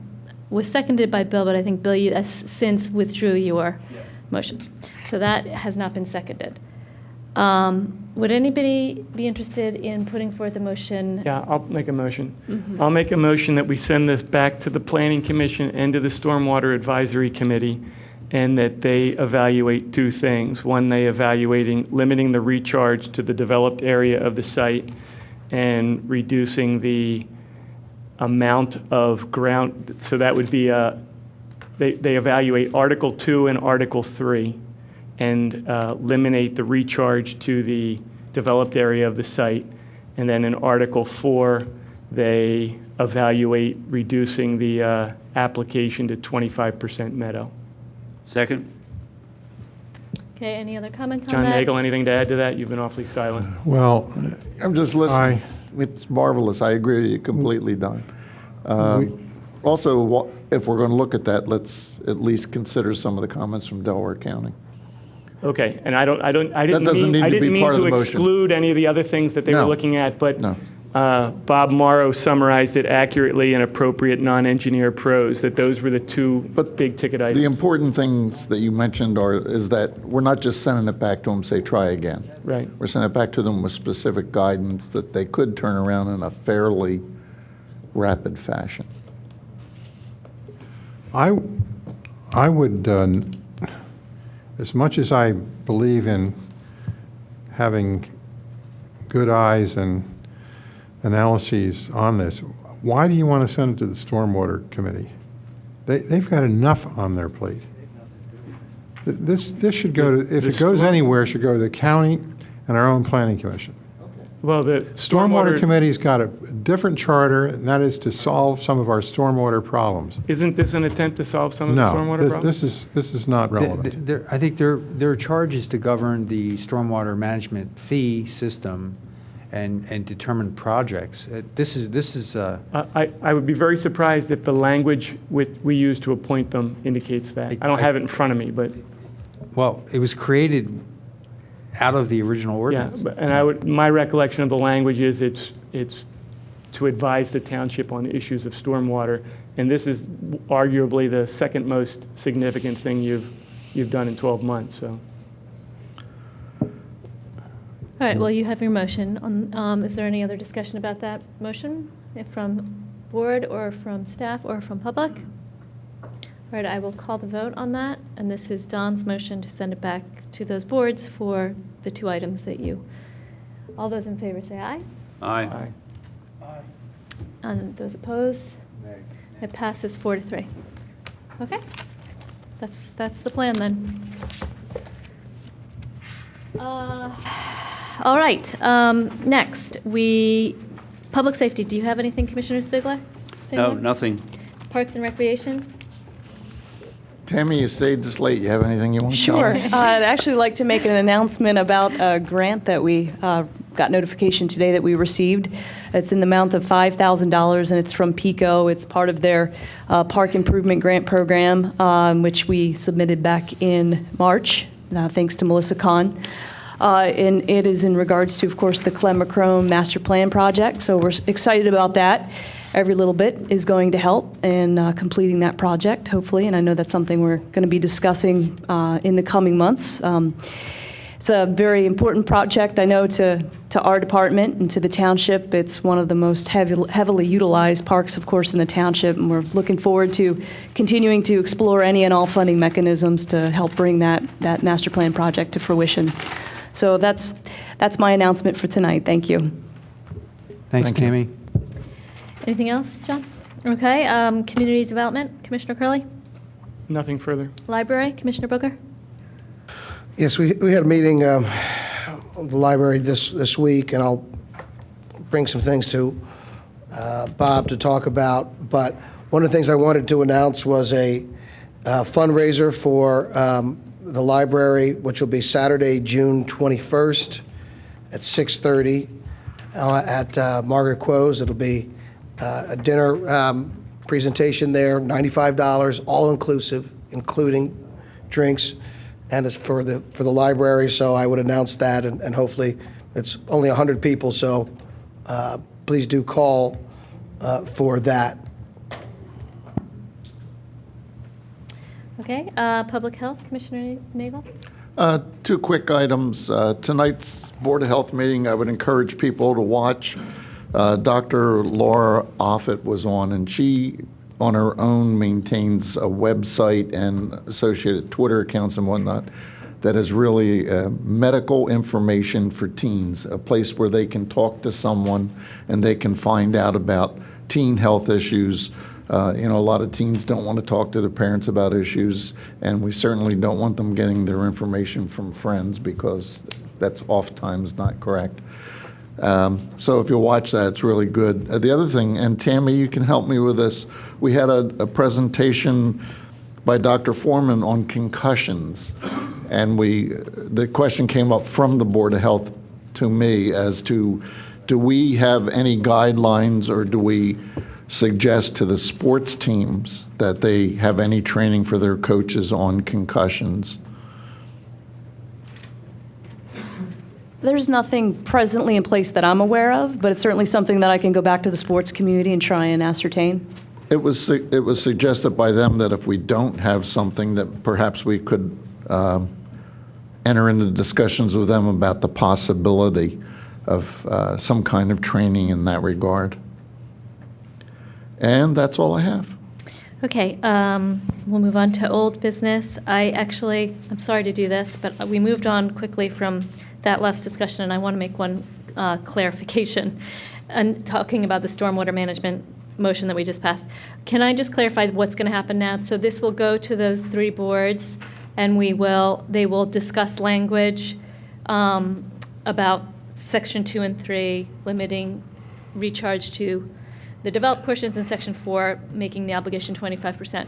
They will suggest language to us, I guess, and that will come back in front of us in a new ordinance change? So we would have draft a new ordinance, introduce, so once that comes back to us, we would introduce that new ordinance, then the next meeting, we would adopt. Okay, so we're talking 3 months probably. Okay. Madam Chairman, if I could just ask, if you could just go over the board's request again with what our charge is to go back Okay. to the various commissions? I'm going to give that right over to Don. So essentially take the section on recharge and limit the extent of the recharge to the developed area of the site. And then take the section on using Meadow as the baseline and applying the 25% factor that some on the Planning Commission identified as practical. Hold on. The board didn't vote on those two terms. The board No. voted on sending it back to. No, that's what was part of the motion. Those specifics were? Yes. Okay, I'm sorry, I apologize, I didn't hear that.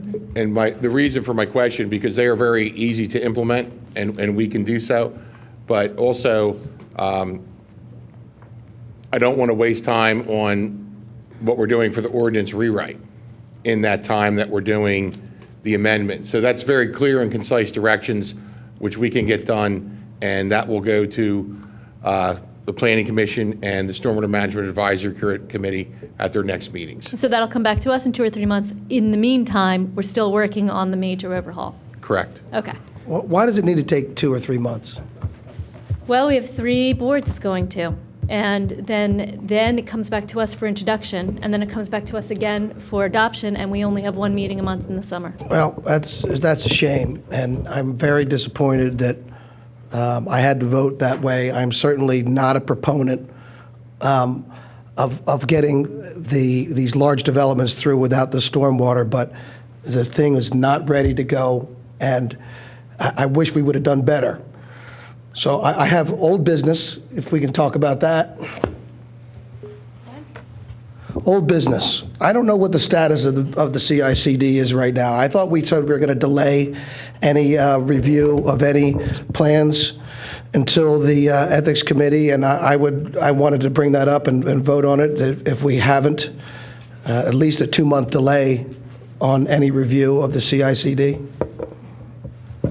Making a motion. Can you clarify review of the CICD? Are you referring to a plan submission under CICD, or, because there is nothing going on with CICD at this point? Okay, so are we concerned within the next 3 months that there will be a land development plan based on the CICD?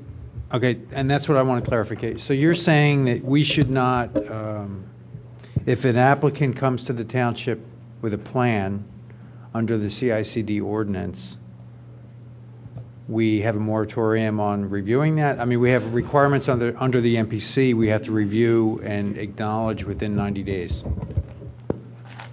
Can't do it. I know that. But Villanova, I think, sent a letter saying that they would not file I guess the next step for them. Till next week. Would be a conditional use application. I mean, that would be, anybody that would want to develop under that, first step would be a conditional use application. And, that time's running out that they stated they wouldn't file. So, but we would have to accept whatever came in and then deal with it through the normal process under the MPC and the zoning. But nothing's been filed as of this week. Any other old business? So what would when it is filed, what are they going, a conditional use application would be filed? Conditional use application. And that does that need to be approved, or is that automatically approved? No, it's a hearing. It's a hearing that would be reviewed by the Planning Commission, similar to what Ardrossan went through. Would go through a review process, and then it would come in front of this board.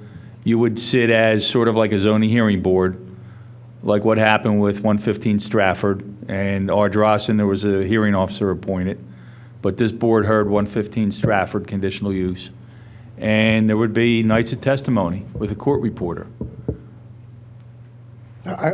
What wouldn't happen overnight, Rich. I mean, there would be, I'm sure, a lot of testimony, because there would have to be a lot of testimony. It's a large project. I'm just trying to get to what is the approval process for this board with respect to that conditional use application, and when would that occur? Well, once an application is filed, the board has to hold a hearing within 60 days. So you have 60 days to hold the first hearing, and then you hold hearings until all the testimony is in the record. And then once the testimony is completed, you have 45 days to render a written decision. So you're talking about a fairly lengthy time period. Well, what if in that succeeding period, a new stormwater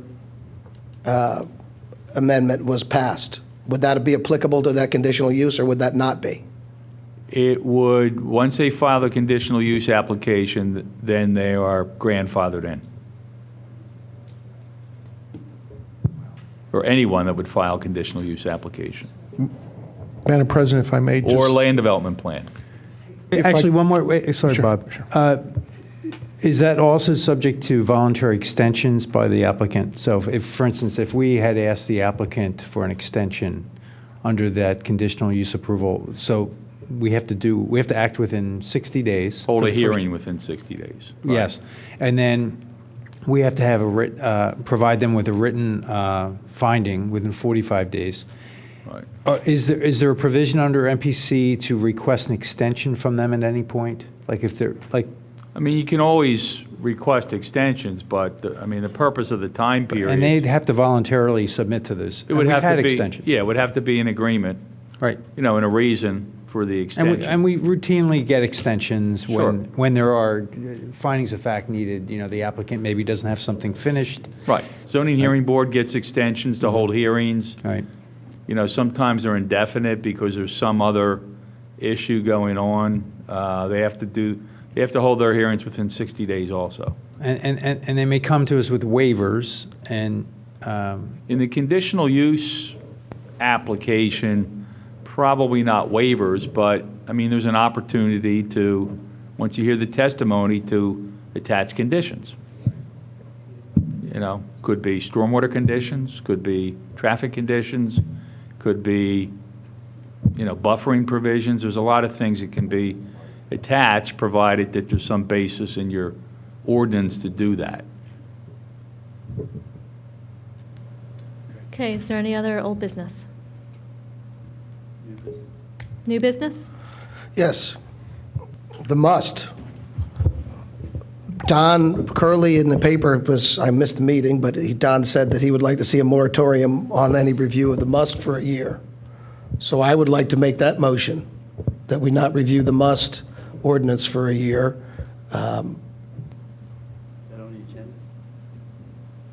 I think it's a good idea. I still support it, but I doubt that the rest of you have changed your opinion on that. I mean, we can take a vote if you want to take a vote, but can I I, don't see the need for it. well, so, Don, I thought at the last meeting we discussed, and you agreed to the fact that we won't make a decision about that moratorium. Well, at least. I only agreed because I knew I was going to lose, so. Well, you still agreed. I'm That not w- so No, sure, wait a but- minute, let me finish. Okay, fair enough. That we would have that discussion once we had the review from an independent planner. That's right. That was a recognition on my part that Right. that's what the board wanted to do. Yeah, I mean, that was all. It was Yes. not that we won't do it, it's Right. just that we'll wait until at least that time. I would prefer to wait till June 9th to have, June 9th, after June 9th to have the discussion. That'd be my preference. Why is that? That's when we're What's- getting presentation from the independent planner. And so what are you looking for in that that's going to sway you? Well, if they come in here and say, by right, there's only 100,000 square feet of buildable space there, then we're done. We could absorb that without a must. Okay? But, we have to wait and see. What could they build there? We already do have the opinion 300,000 is the number, We so have what would you do several on that? opinions. We have several interested party opinions.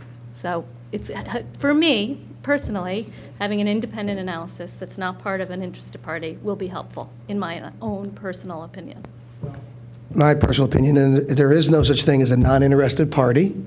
My opinion is, you asked me to bring this up, is that the use of the exception from public notice and board approval for this agency action to hire the planner was inappropriate under the circumstances.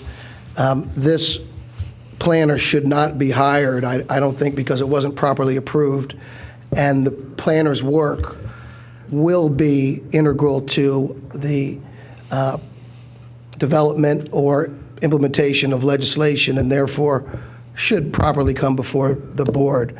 And also, I object to there being secrecy in who this person is. And I think also, as a practical matter, I think it's a waste because we have opinions, more than enough opinions on what could be built. And I feel similarly. I think we had adequate opinions. I think it was an unnecessary expense. I think it's going to give us an additional opinion, but not necessarily one that decides, or it's just another data point in the many data points that we have. I don't see anything illegal about how it was done, but to me it was imprudent, and it would have been better to hire that person in a conventional format. Okay, any other comments? All right, do I have a motion? Oh, whoops, sorry, public comment. Anybody want to make comment? Madam No President, if I motion may. on the table, is there? No. This is Well, general at the wait, end of the I- meeting, public comment. I will move that we have a moratorium on the review of the must, as if there's a second. Is there a second? No, there's no reason. Yeah, it's kind Where it's going. of, it's dead anyway. Public comment? Motion Madam- fails for lack of a second. Madam President, if I may, Yes. still under new business, sorry. Just to make the board aware, we have had an issue with the heating, cooling in this building and dehumidification. We have found that the system was not properly constructed at that time, and the board may be seeing expenses up to $65,000 coming in front of you sometime soon. Repair? The 65,000 is for repair? Actually, correct to make it installed the right way. Has it been too long that we can't go back after the? I don't believe there were no performance bonds, there were nothing that were done, and I believe, to my understanding, I'm not sure, I don't think there's any company that's still in business that built this building. Okay, on that happy note, any public comment? I wanted to comment on two things. One is, if you're unhappy with the decision to refer this back, you could do two things. You can refer it back for the comments, as well as take Steve's suggestion and still enact those portions as a temporary stopgap, if you're uncomfortable waiting for the review to come back and enact something. So that's something still you could do tonight, if you want to put that in place. And the other comment I wanted to make is, when you go to conditional use, I think you should have an RFP out there, so you're prepared to bring in a planner if needed. There's no reason not to ask for qualifications or proposals for planning services if you need them, so that you're ready and have that, because that's at no cost to the township. So I recommend that you revisit that at your next meeting, either having a RFQ or an RFP for planning services for any conditional use hearings you may be facing. Thank you. Thank you. Is there any other comment? Move we adjourn? All those in favor? Aye. We're adjourned. Second.